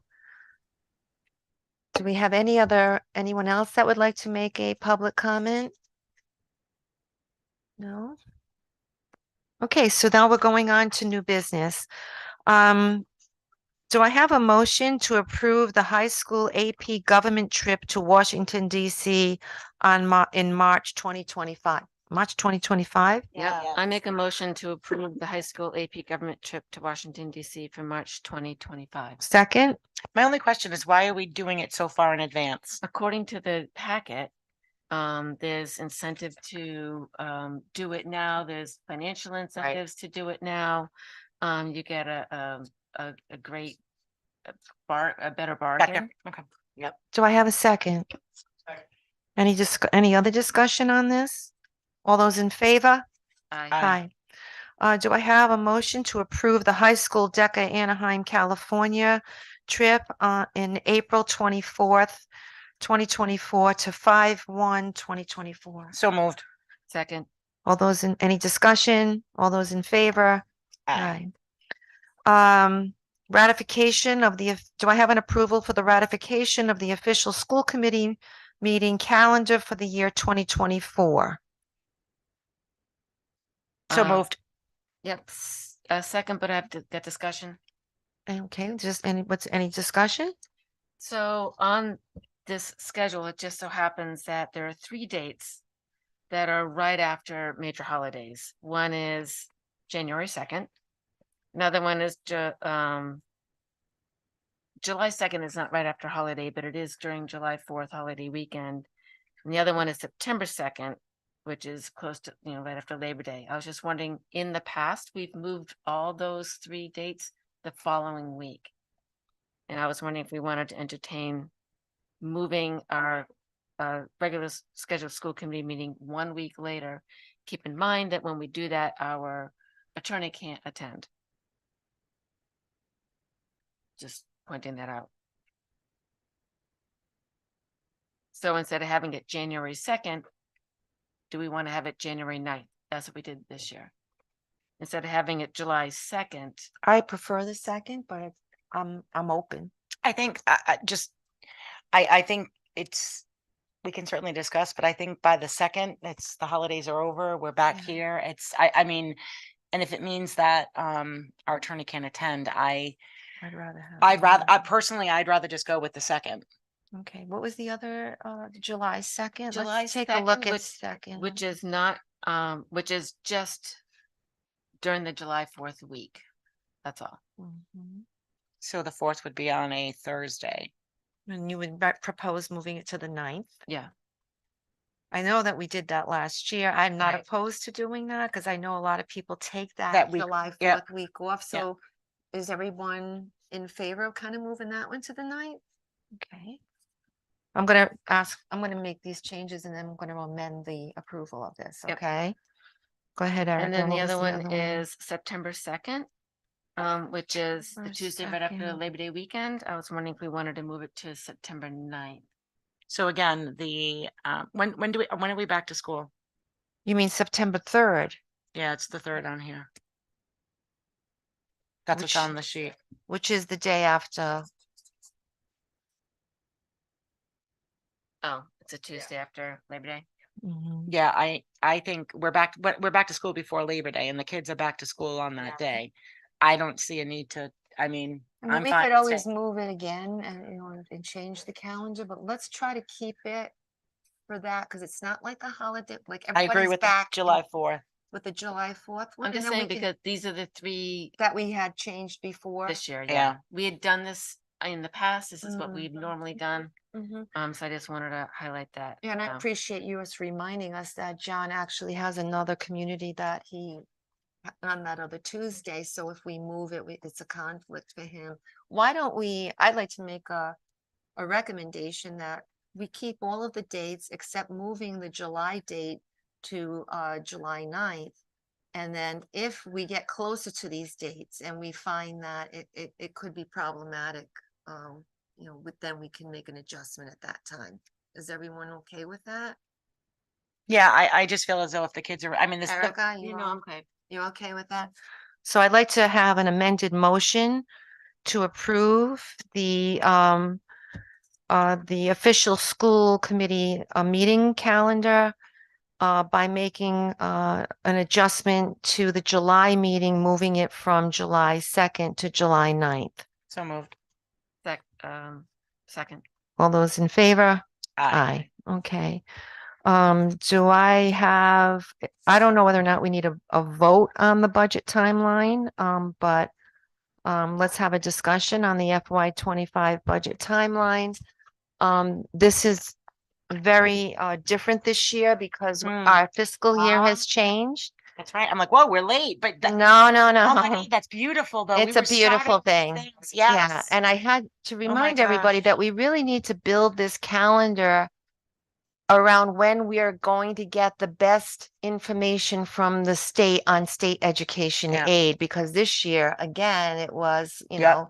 we took advice from RIDE and then we ended up actually becoming at a disadvantage in the way we put our budget together, which we'll probably never do that again. But I did ask Steph to kind of go back and readjust these, thinking that way. And I feel like at least now, I think it's in a good place where we would begin the budget process in February, where you would have those building administrator meetings.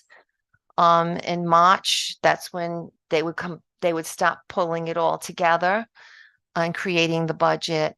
We would actually have our first workshop in April now. And correct me if I'm wrong, I think you mentioned that we'll get a state aid number, a really good state aid number with the average daily membership data Around March. around March. So by then, we're going to really know what our revenues will be at the state, understanding that it still has to go through the General Assembly. Then we would move our budget presentation. I don't know, and again, this is going to be a moving target for a little bit because I think the town is still trying to understand when they're going to be doing things, because we really do need to, coordinate with the town budget committee. Is And the June 4th a solid on the, That's is a that? yes, that's a that's a solid. solid. So everything So is about everything that. back Yeah. is The backward. town Gotcha. budget workshop was still to be determined, so. Right. So if they're not going to have the town workshop for us until May, then maybe we'll wait until we get closer to that Yeah. and give them the budget closer to that date. So correct me if I'm wrong. Mhm. FTM is usually, has previously always been in April. Mm-hmm. So that's 2 months difference, December, all right. So yeah, so we were actually working, the principals were actually working on budgets in December Mhm. up until, Mhm. okay, so this all makes sense. So now they have a Christmas Yeah. present this year. So, yeah, so, and I do want to mention, and I apologize to the policy committee that I need to provide some input on the policy related to finance and budgeting. So I will try to get that done for the January meeting, Erica and Colleen. Again, does anybody have any questions before we move on? Stephanie, do you want to add anything here? I can always let everyone know, as the dates come up that I book with the building administrators. Mhm. So it's an active live document. Yeah. Yeah, and just Okay. let us know whatever it is you may need we can certainly work Thank you. backwards. Okay. That's nice. All right. Thank you, Stephanie, for getting that on our radar and on making us understand. Okay, so now we're moving to the policy work that's been done last month. And again, kudos to the policy committee for really moving this work along.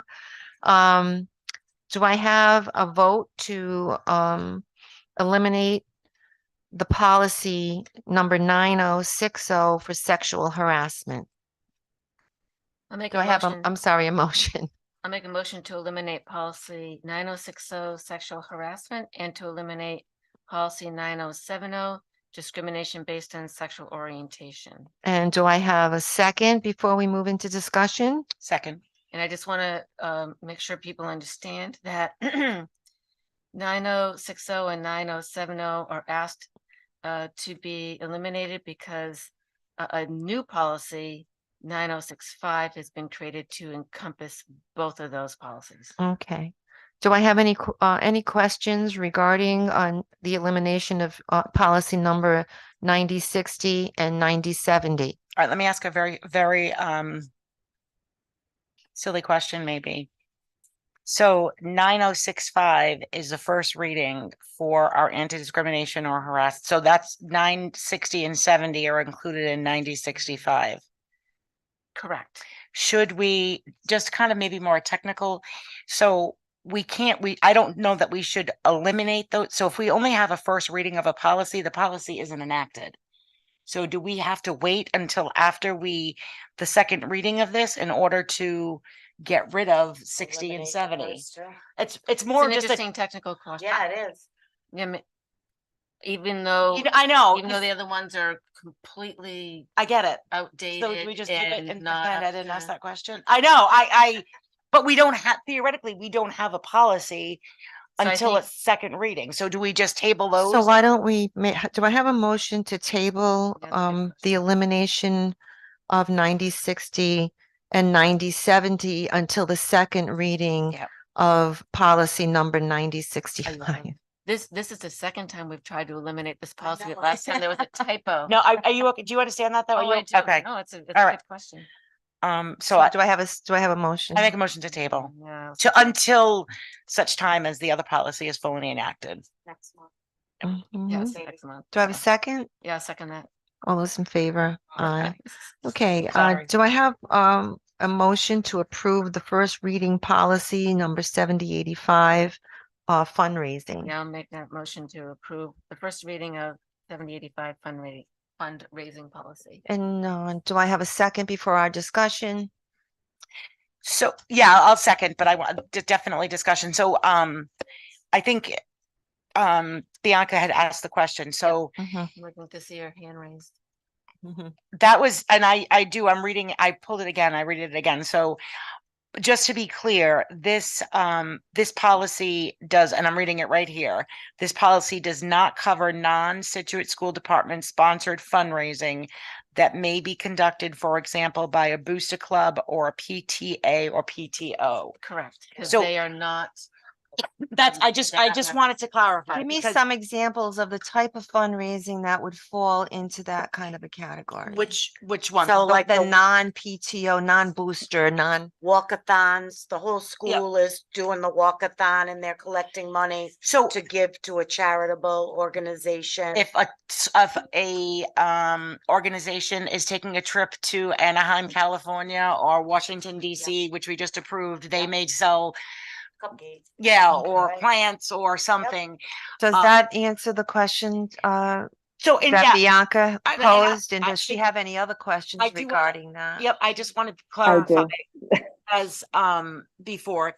So the PTOs, the PTAs and the boosters, whether it be athletic boosters, they're all of their own 5013C. Right. Yep. Teacher. That they do all of their own fundraising. My question is, and I think I know the answer, obviously, even though they're doing their own fundraising, all fundraisers are first approved by a building principal, correct? Not boosters or PTO, No. PTA. Nope. So the principal, so that's a question. So, Unless it involves like using the property and things of that nature. I know all funds go back to the organizations. So a PTA at an elementary school could do a fundraiser, For father-daughter dance. and the principal has no say in whether or not they're able to do that fundraiser or not. Well, unless it involves, So the PTAs and the schools PTOs work a little bit soliciting differently. or in case it has to do with, So I sending out a flyer and. So I think that- first and foremost, the most important part I wanted to clarify with this, and then I certainly want to hear your questions, Bianca, is that historically speaking, the PTAs, the PTOs, the boosters have all held their own status. Their funds are raised, and all monies are directed through the boosters and dispersed through the boosters or those said organizations. We have no financial Correct. accountability for those. Stephanie, would you confer with that, right? You have nothing to do with PTO, PTA booster budgets. That's correct. Correct. Okay. So that makes me feel better about this policy. I think what you're saying too is if you're doing, like, just like we talked about those class trips, that would be an example of, so that pretty much clarified my piece. Which is of- why we have definitions. And I just wanted to be clear too, that any money that's raised through any of this fundraising is going through a school activity account and is tracked through the uniform chart of accounts. Correct. Through with this policy. Because it's part of auditing. Yes. Yeah. I'm sorry, Bianca, I had to ask my questions. I didn't want to hold you No, up. that's okay. That's okay. So kind of what Colleen had said, and not that I want to give you all a lesson on how nonprofits work, but sadly I've been doing it for a while, so I kind of know it like the back of my hand. While I understand the policy and the information in it, I'm a little concerned or a little uncomfortable with, it does say in that first section there that, you know, it does not cover non-Situate school department sponsored fundraising, booster club, PTA, PTO, but it does go down to discuss teams in the policy, which kind of gets into a gray area because obviously boosters supports all of the teams. I'm confused at the overlap. So if a team decides not to do fundraising with the boosters and they decide to do it with the school instead, now those funds are then being distributed and they're the property of the school. Correct. You're So absolutely. I guess I'm just, I understand that you're exempting the PTOs and the PTAs and the booster club from the policy, but in essence, you're including some of those entities that we support. So I just don't want there to now all of a sudden to be this, you know, chaotic fundraising happening and it's in direct conflict with some of the things that we try to do. Do you understand what I'm saying? No, if so- I and have the soccer team doing a fundraiser through the boosters, and now, you know, the coach says, well, we're going to do one through the school as well. It just kind of gets a little convoluted. So I think- so I that's think my what- first point. I think what this, I hear that point, but I think what this would, this policy would, would address is if just, so we can't make them go through the boosters, right? Like most, Right. who wouldn't want to go through the boosters because of what you guys do and like, and I'm being honest, but No, say I know what you're saying. say someone didn't want to, this would prohibit a coach from going on their own and doing some type of fundraiser. I'm coaching the badminton team and I want to get my kids new shirts and I'm going to just do this as like, no, Colleen can't do that. That would be, you guys have your accounting practice. If for some reason someone chose not to go through the boosters, which again, I don't think is a coach in their right mind or anything that would, this would absolutely make sure, and this would prevent anybody. I mean, I wasn't on this policy committee, but this would prevent anybody from, say it was me selling what do you call those things? Birdies or something. And Yeah. I'm putting the money in Colleen's checking account. Right. Okay. But I that's the point that I wanted to be very clear about this. Right. My understanding, and I wasn't on the policy, so I'm going to ask the question again.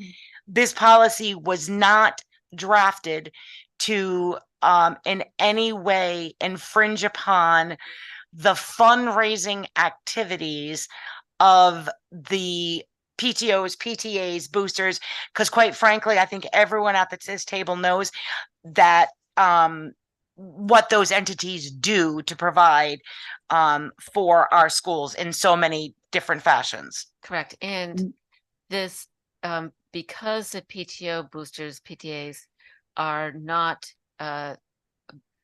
employees of the Situate School Department, they do not have to comply with things, let's say, like Title IX. Right.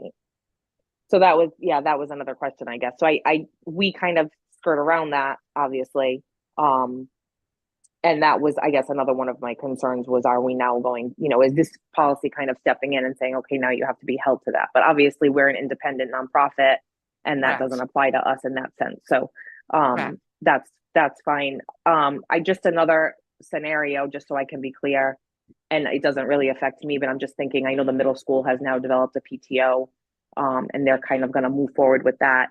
So in essence, and again, PTAs and PTOs run a little differently. When you were saying the principal doesn't have any involvement, typically the way that we ran it at Hope. Not involvement, authority over fundraising, not involvement.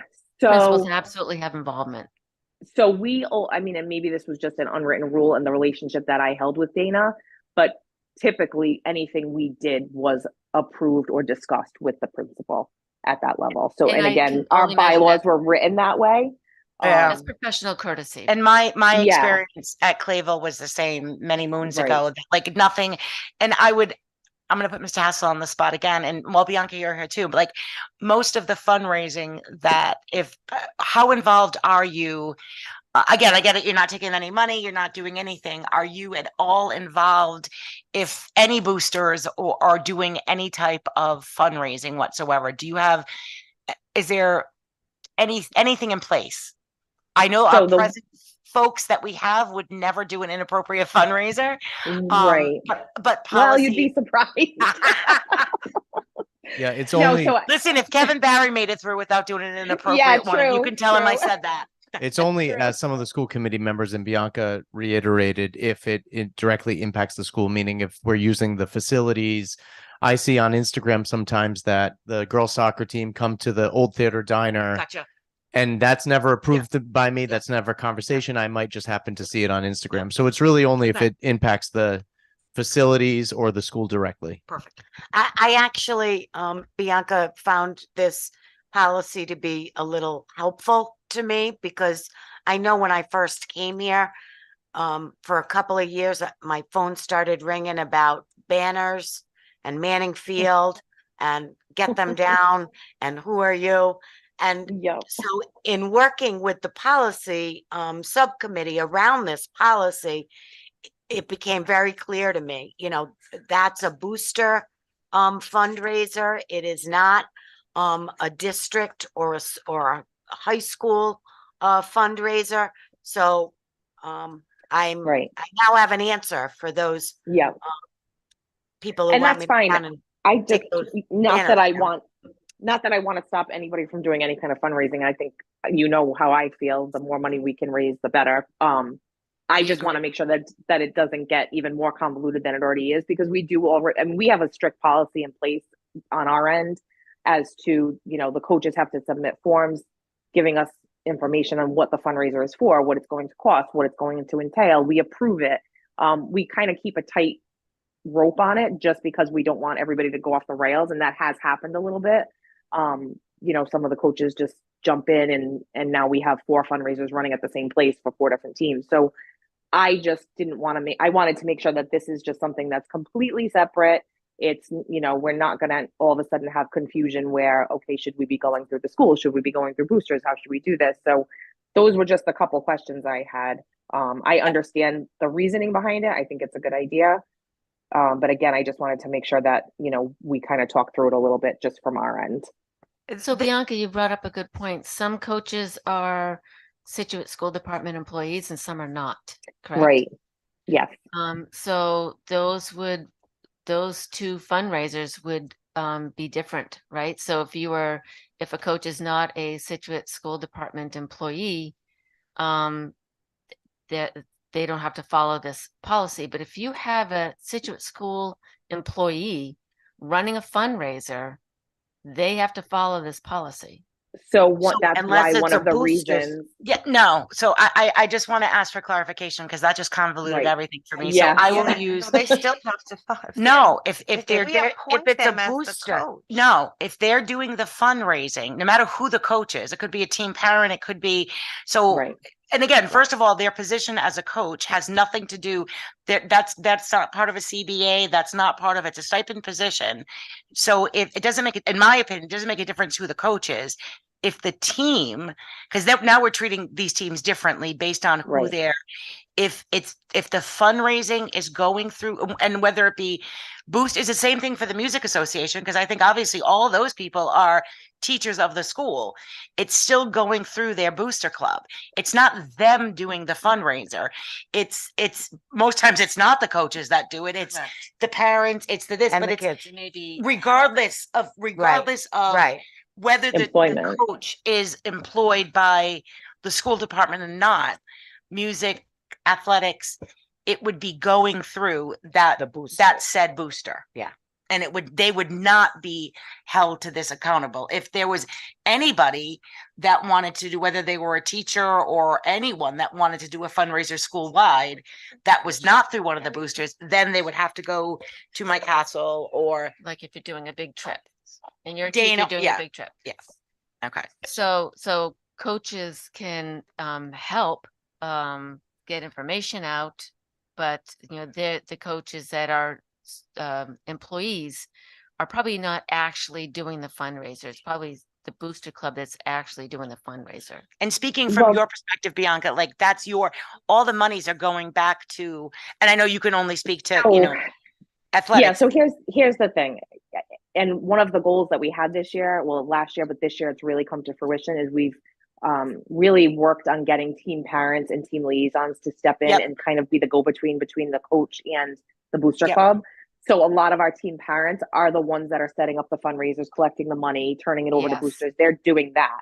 So But- it does take the accountability off of the coach, but you will have a situation, for instance, cheerleading, the coach chose not to have a team parent. She's no longer an employee of the school department, but she was last year. And she was setting up fundraisers. She was the one putting them out to the kids. Granted, all of the funds come to us and all of the payments for any purchases go through us. So, again, I guess that's concerning to me. So if you have a coach that's an employee, I wouldn't want it to be handled any differently, because you may have a year where a coach doesn't get a team parent that steps up and says, okay, I'll help. So the booster club and the coach then facilitate the fundraiser. So I just want to make sure that that's clear. I don't, Mr. Hassel's that made me a little uncomfortable, thinking that if you're an employee, it's one way. If you're No. not an employee, it's another way. I think it's all done through a completely separate. I mean, I, as a person, Bianca Mancini, could start a nonprofit tomorrow and raise money and choose to give it to whoever I want and wherever I want in the school department. It's completely separate from the school department. So I just want to make sure that that's the understanding. My 2 cents, I think that all of the athletic fundraising should go through the boosters, because if it's through the school department, we could get into a pay to play situation, and that's Mhm. not legal. So all of the funding really should be through the boosters. We supplement what we pay for the necessary Right. items Right. through the local budget. It's the above and beyond items. Well, the building principal has absolute authority to make that happen. If you get a fundraiser presented to you for approval and it's a sports team, you are within your purview to say, I'm going to deny this because you can't do this through the boosters. Okay. It actually makes it cleaner once everyone understands it. And, you know, and it keeps all the funds at the booster club versus going through the school. So let's say the boosters wanted to raise money to buy a piece of equipment for the baseball team. If it went through the school, you know, it's all a matter of having to be open to auditing and going Right. into, you know, all the financial stuff that Stephanie would have to do with it. Mhm. So I'm thinking of like class council, or student council want to fundraise for prom or winter ball or whatever. Well, grade That class that wants type of to- thing Yeah. That stays Is- in the school. is going to be okay. Okay. Yep. All right. Sorry. Thank you for And Bianca, no, entertaining me, but I when it No, comes to this no. kind of stuff, I like to have We my always ducks in a row. So No, we appreciate your involvement, and the reason why the policy committee didn't reach out is because we have these two readings. You know, oftentimes we will reach out to the building administrators to look at certain policies and or the director of finance to look at policies like this when it involves the district monies. But there are two opportunities, if not more, this first reading and a second reading. We will do another Mhm. second reading next month. If more questions arise, and please, Bianca, you know how to reach me. Sure. If you think of something tomorrow, reach out to myself or the superintendent, and you know, we can answer your questions then. There's always an opportunity to address these. Sure. Thank you for your help. Absolutely. Thank you, guys. Thanks, Bianca.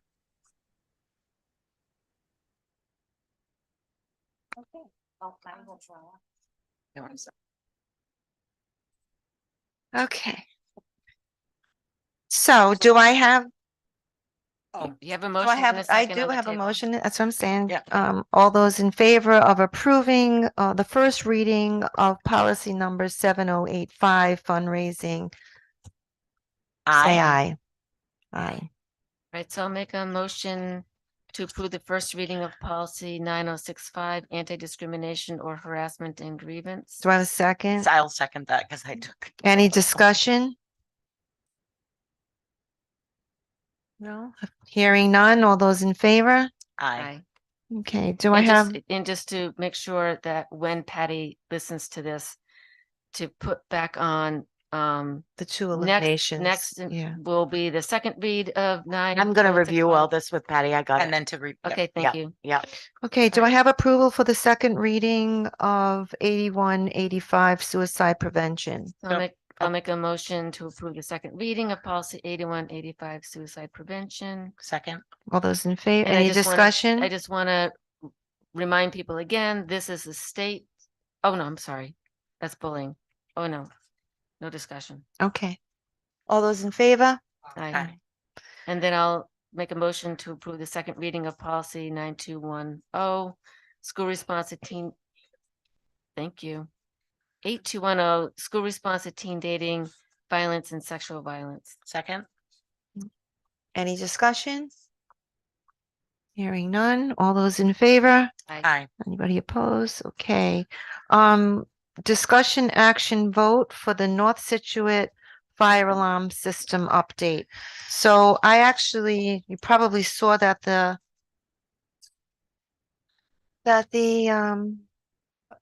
agenda was amended because at the building committee meeting the other night, we were looking at the projects that were approved to go forward. And we're going to address in the funding and in the policy for budgeting and finance, what comes to the committee and what doesn't come to the committee. Now, you have approved a state capital plan, and in that plan, there were projects that you approved at a certain amount of money. And unfortunately, because of inflation and supply chain issues, those amounts that you approved are no longer a reality. And in some cases, they're not close to the reality that you even approved. Some are more than doubled. And North Situate fire alarm is one of them. And I did not feel comfortable with the district moving forward from the building committee, even though you've seen it before, because the price has changed so much. So the original price on this was 208,000, and now it's 290,000. Excuse me. And do you have something you wanted to say? No. Okay. One of the primary drivers in the increase in pricing to the tune of about maybe $75,000 is the fact that there's a shift differential that needs to be put in place because the contractor cannot conduct the work during the school day. And it came to light that there are other projects that can be done. And maybe postpone this one until the summer and save that 75,000. And so I wanted to have that conversation in the bid proposal. What happened, and actually it was really helpful. The contractor was there and he said that, and when I asked the question, how much more was, an hourly rate is being paid because of the shift differential, and it's $22, 22% more. So, and then he said, but there could be a pay increase for the electrical contractors in June. Well, that's like 6%, not 22%. I like it, yeah. You know what I'm saying? So How many days do they need to complete this? he work? said 3 months. And so the other thing is that I didn't feel comfortable with the committee moving forward. We only had one bidder. And I really feel strongly that we should take the quote. When did this go out to bid? I know you're saying. It went out to bid like in September. No, it didn't go back. No, it wasn't that. Yeah, it could have been. Yeah, it was like the end of September. Yeah, end of September, early October. And I don't necessarily want it to go back out to bid. I mean, I would like to see whether or not we could get somebody to cost it out to see whether or not the bid is close, or but also make a decision whether or not we wait until the summer because of the shift differential and see. Now I'm being told, oh, well, they'll pull out of the bid and then you won't get anybody, but I'm not going to be threatened. I know that, but there's other work that can be done. Like I would, and the superintendent also made a recommendation, or she had the idea of this high school connector is a project that can go before June 30th, and it's leaking and it's an eyesore. So that's one we could replace it with. So So there's no downside to student safety by putting this off into the summer? No, because there's also the middle and high school, that fire alarm is also on the list to be done. That one is another one. That one came in at let's see, let me find it. It was 291,000 and It's now at that 540. 504, yep. And he said that's not even with And that 290 is leaving out some things. Like if you read the bid, It's gonna be higher. it's going to be way higher than that. I really don't feel comfortable. Like So is there any like, I know these are things that we need to get done. Are these things that were identified in our fire safety reports that we get every year? is there anything that's leaving a child at risk with this, with the system that we have? The only thing that's been coming to me is that, not to my knowledge, everything has been more about, if the vendor may pull out, or No, but I'm there's saying- going to be that there's going to I be asked- an I increase asked in that the question. wages of the people. Well, this is being brought up by the fire department, the Yes, inspector, Carl Petching, No, who but this is, oversees the fire buildings. He has addressed that the some systems of the need things are not upgrading. being up to code Yes, that they need to address correct. over The time. systems need to be upgraded. They're upgraded. not in disrepair. They need to be But they are upgraded. functioning They're currently. functioning. different than when we didn't get our, I don't know if I'm gonna use the right word, but certificate of occupancy, or we weren't gonna get it at Hope until we spent $1 million. this is Correct. not- This is a I have very, not received that information from the fire marshal. He has not indicated to me that he will shut the building down if we do not do this immediately. Right, because we passed our past tests for the fire marshal. So, Send them all to you now, yes, yeah. right? you do. I mean, So it makes sense to me to wait till the summer. It's a 3-month project.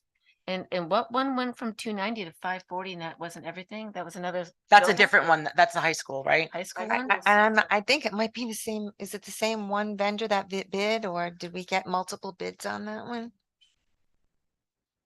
I don't know. Yeah. I'd like to see it go out much more widely advertised, with the understanding that we get out early now and see if we can get it out there to bid and We might get more more responses. response to the bid application if the work is in the summer. Yeah, that's very We true. might, who knows? If we put it out to bid now and Correct. state For that, the summer, yeah, yeah. yeah. It's not like it. So, Do you need a vote? well, I have a couple of questions for Stephanie. Stephanie, when I look at the capital budget analysis, and I know that you pulled it up earlier, when I see the roof for the auditorium, is that going under the capital reserve fund in July 1? Because that just happened, right? Did you already submit So that will go, next This- year? yep. So we got that going in for 249. Mhm. We have some of these other smaller projects. The sidewalk, did that go? So that'll go. in July. Also, okay. So we have other projects that we can submit before June 30th as completed that will make us eligible for more reimbursement. And it So doesn't have to. What was the take from the building committee?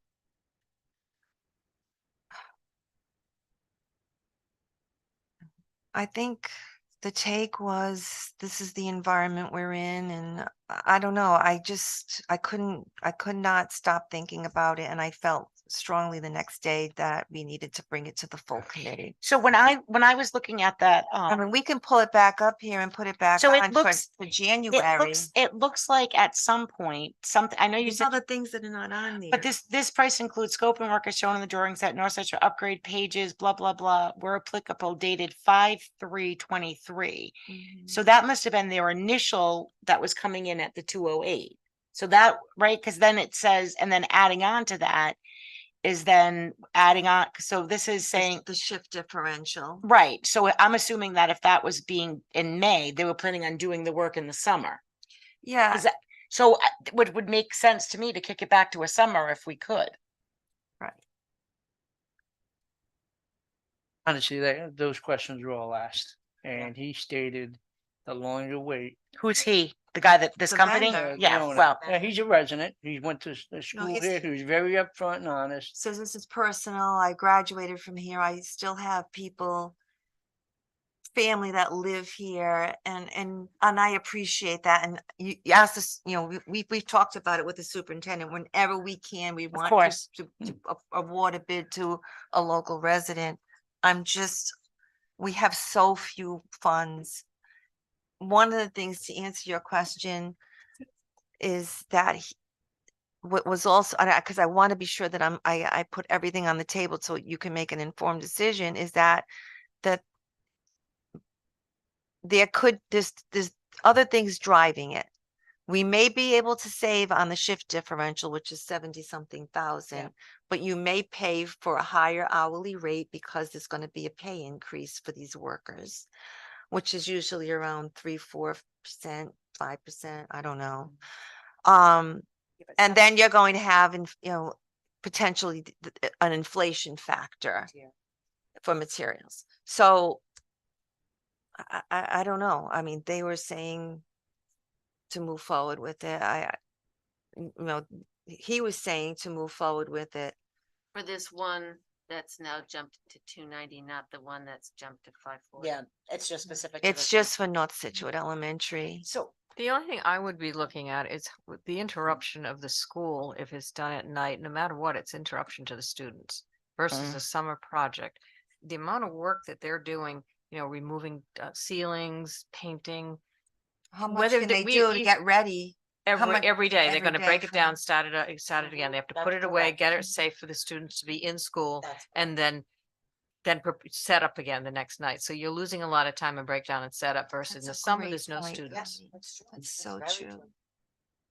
I mean, we can put this back on the agenda for January and we can have Kyle come with the vendor, but I don't know. I just didn't feel comfortable. I'm open. I'm still have an open mind to it, but I just wanted the committee to weigh in. How often do we do other projects that are 3 months long that are this involved during the school year? I don't think we've done anything this. It's always always summer. summer, yeah. Yeah, what does Jason say about this? He's kind of just taken the advice of the vendor and he's concerned that we only had the one bid. But for me, I think if we put it out there for the summer now, we might be able to get more people to bid on it. But I think, like Colleen said, I think it makes sense to do so this money, I know that's what drove you initially, right? Like seeing this big change, Right. but you're right. What kind of disruption to the learning environment? I don't know what it takes to put, you know what I If mean? you're taking ceiling I- tilings down and doing all of this, Yeah. I mean, And the students are building gonna be looking at the committee. tile, you gotta realize the Yeah. debris And that's on the then floor. Even though they're not working, are we See leaving what stuff happens. exposed Exactly. to? We end up So even if we don't that high, save money, then that's what it is. Yeah. but at even if least the we cost tried, is the right? same, at least it's in a better environment. Yeah. And it's not a It's less- disruption to it's learning. Less disruption, And I don't exactly. think it will be more money. Yeah, no, I'm with I, you. yeah, I think it's gonna balance out by, the It'll be shift better for differential. students. And maybe he doesn't want to do this anymore. Maybe he does. I don't know, but it could be opened up to see who responds. Is it a problem? Okay. So do I have a motion to table the North Situate fire alarm until further notice, because we'll bring it back to the committee. Someone. Second, All those in favor? Aye. Anybody oppose? Okay, thank you. Any announcements? I want to make a quick announcement. I was gonna do it during Mike's presentation, but I wanted him to go home. I did read in his newsletter that there is a new alumni association, and they sent out in the newsletter to alumni to fill out a form. I know I'm gonna contact all my kids, but I did mention to Mike, and maybe he can put just that segment out on like the town listserv. I was just thinking that.